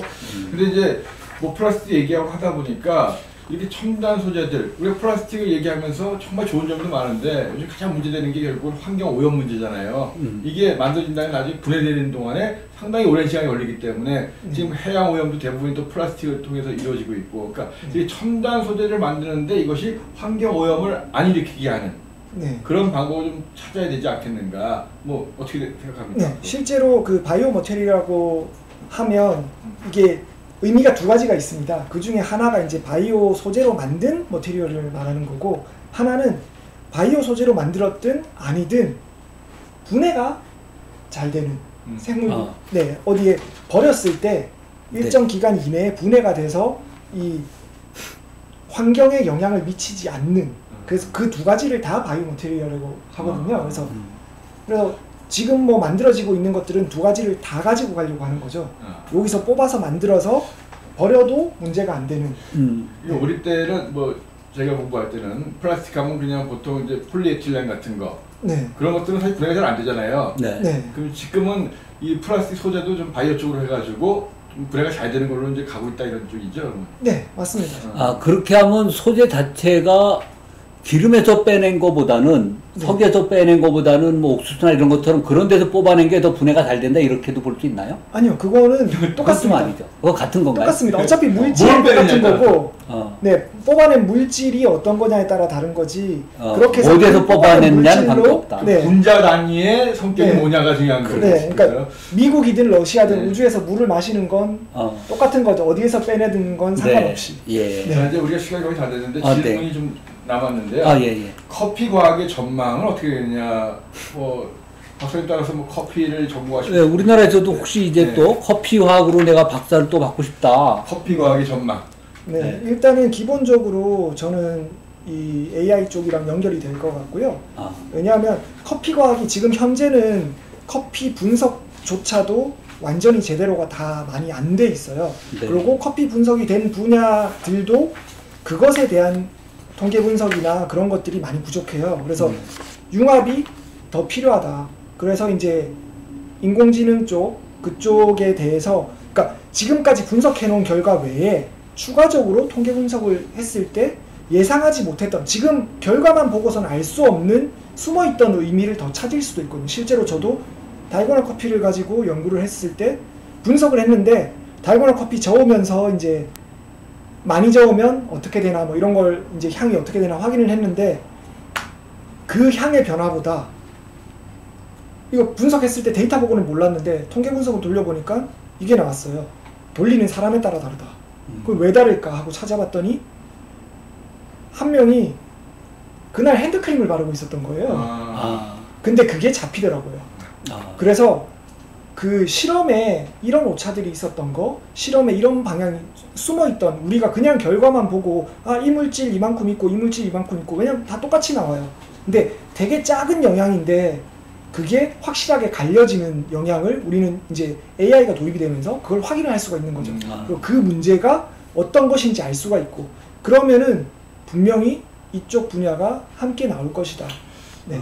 그러니까 결국은 분석 방법이 좀 더 이제 좋아지는 거죠. 네, 그러면은 이제 결국은 그것도 이제 우리가 미래 세대를 얘기할 때 한쪽에서 AI, 그다음에 또 한쪽에서 이제 기계하고 같이 살기 위해서는 결국은 기계하고 언어 소통을 해야 되니까 코딩을 배워야 되고, 그리고 또 이거 제 얘기 아닙니다. 이거 카이스트 이광영 총장님 그 강의를 제가 얼마 전에 들었는데 보니까 그 얘기 하시면서 살아갈 곳이 이제 메타버스라는 것 속에서 살아가야 된다. 그랬는데 그런 의미에서 보면은 지금 커피 과학도 결국 AI를 빼놓을 수 없고 그런 거네요. 네. 참 이 커피를 마실 때도 AI를 생각해야 된다는 게 참. 근데 어쨌든 더불어 살아야 되니까 이제는. 왜냐면 지금까지 커피에 대해서 이야기를 하고 맛에 대해서 향에 대해서 얘기하는 게 기준 잡기도 되게 힘들고 문제가 많거든요. 그래서 그것들을 결국은 지금 이제 AI 쪽도 이제 비정형 데이터를 분석할 수 있게 진행이 되고 있으니까 그러면은 커피 쪽에 있는 비정형 맛이라는 이 정형화되지 않은 그것에 대해서도 어떤 기준을 오히려 AI가 줄 수 있지 않을까. 그렇게도 생각을 하고 있습니다. 자, 이제 마무리할 시간이 거의 다 된 것 같은데. 카페인 치니까 그냥 뭐 편하게 먹겠습니다. 네. 질문 하나가 더 있었는데. 그래요? 플라스틱을 빨리 썩게 만들면 얼마나 빨리 썩을 수가 있을까요? 기본적으로 이게 그 바이오디그레이드블이라고 했을 때 이 기간 동안 그다음에 그 기간도 온도 기간도 돼 있어요. 그래서 그게 만약에 지금 바이오디그레이드블 폴리머라고 해서 나오고 있는 것들도 해양 심층에 가게 되면 안 썩을 수도 있거든요. 네. 어떤 환경에 따라서? 네. 그래서 빨리 썩게 만들면 환경만 잘 갖춰지면 뭐 2, 3개월 안에도 다 썩게 나오고 있습니다. 네, 적어도 2, 3개월. 이렇게. 네. 자, 이제 마무리 되어야 될 것 같은데요. 우선 우리 이태영 박사님, 먼저 우리 이승훈 박사님 그 마무리 말씀을 한 30초 정도? 1분? 30초에서 1분. 1분까지 드리겠습니다. 네, 아마 저는 커피에서 이제 이야기를 하고 이제 이야기를 해야 돼서 카페인 얘기를 많이 해야 되겠지 생각을 하고 왔는데 카페인 얘기를 제대로 못했네요. 네, 생각보다 그건 이야기를 안 해서 사실 커피 쪽에 대해서 뭔가 제가 이야기를 하면 제일 많이 물어보는 게 카페인이긴 하거든요. 그래서 그쪽에 대해서 이야기를 안 해서 조금 아쉬워하시는 분들도 계실 것 같기도 한데 한 1분 더 하셔도 됩니다. 카페인만 가지고 한 3시간 이야기할 수가 있어요. 네, 그래서 다음에 뭐 또 기회가 될 때를 대비해서 남겨둬야 되지 않을까. 네, 그렇게도 생각을 하고 오늘은 또 이제 우주와 함께 이렇게 이야기를 할 수 있어서 또 그쪽이 진짜 첨단 과학을 얘기를 할 때 우주과학을 빼놓을 수가 없고 우주과학이 없이는 첨단과학이 나오지 않았다라고 할 수 있을 만큼 우주과학에서 되는 것들이 결국은 우리가 도입을 할 수 있게 되니까 그렇게 되는 시점인데 그것이 이제는 결국은 도입이 아니고 바로 도입을 할 수 있는 시대까지도 얼마 안 남았다. 그래서 좀 더 우주에 관심을 가져야 되지 않을까? 그러면 우주에 관심을 가지려면 어떻게 해야 돼요? 낮에는 별 못 보잖아요. 밤에 별 봐야죠. 네. 그러려면 커피를 많이 마셔야 된다. 그래서 그렇습니다. 고맙습니다. 우리 이태영 박사님도 한 말씀. 결론을 갖다가 우주가 중요하다. 그런데 우주를 보려면 밤에 봐야 되기 때문에 커피를 많이 마셔야 된다. 근데 저는 카페인 치기 때문에 커피를 아무리 마셔도 소용이 없습니다. 아무튼 오늘 이승훈 박사님 덕분에 이 우주 이야기 또 이 커피 이야기 많이 들었고요. 앞으로 정말 이 별 보면서 커피 한 잔 마시면서 이 박사님 생각 많이 하겠습니다. 오늘 감사합니다. 네, 감사합니다. 예, 고맙습니다. 이 두 분 바쁘신 시간 다 내주셔서 감사하고, 우리, 오늘 저는 저거 느꼈어요. 아까 그 우주 관광객들한테 보내줄 그 리스트, 요구사항 리스트에 커피가 빠져 있어서 한참 찾았는데 보니까 커피는 당연히 들어가고 이제 다른 게 들어갔다. 우주에서 커피를 마시는 우주 관광 시대가 이제는 당연히 됐다는 생각이 들었습니다. 많은 그 변화를 느꼈고요. 그 광고 잠깐 좀 드려야 될 것 같습니다. 저희가 그 10월 27일 서울교대의 홍영식 교수님께서 이번에 방콕 하나콕 사이언스 아주 쉽게 여러분 집에서 요리 과학이 되다 치즈와 버터 만들기를 과학으로 제가 직접 해보는 시간을 갖도록 하겠습니다. 그래서 여러분들 10월 6일부터 10월 22일 사이에 신청을 하시고 저희 보내는 홍보물에 QR코드 스캔해서 선착순 20명입니다. 초등학교 5, 6학년 대상이고요.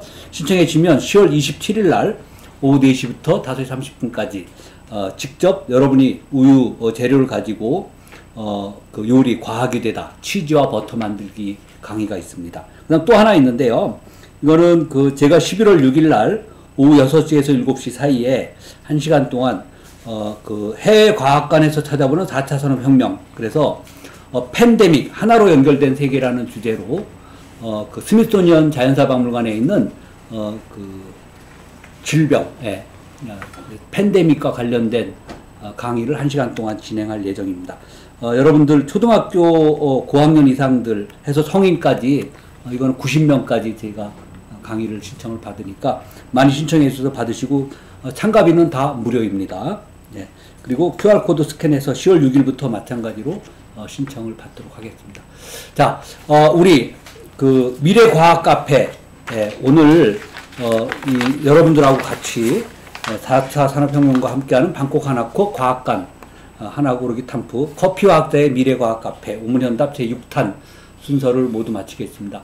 여러분들 저희 어떤 강의가 아니고 주제를 딱 몰고 가는 게 아니고 이 우문현답은 궁금한 거 그때그때 내놓고 좀 어리석은 질문이라도 맘 놓고 내놓고 하고 대신에 최고의 전문가들과 함께 노담을 나누는 대화를 나누는 시간입니다. 다음 시간 또 여러분들 기회 될 때 많이 참석해 주시기 바라고 참가해 주시기 바라고 오늘 이걸로 제 방콕 하나콕 과학관 우문현답 제6탄 커피학자의 미래과학 카페를 모두 마치겠습니다. 여러분 바쁜 시간 많이 시청해 주셔서 고맙습니다. 앞으로 많이 홍보해 주시고 또 같이 참석해 주시기 바라겠습니다. 고맙습니다. 네, 고맙습니다. 자, 우리 고맙습니다. 예. 자, 감사합니다. 예. 이걸로 모두 마치겠습니다.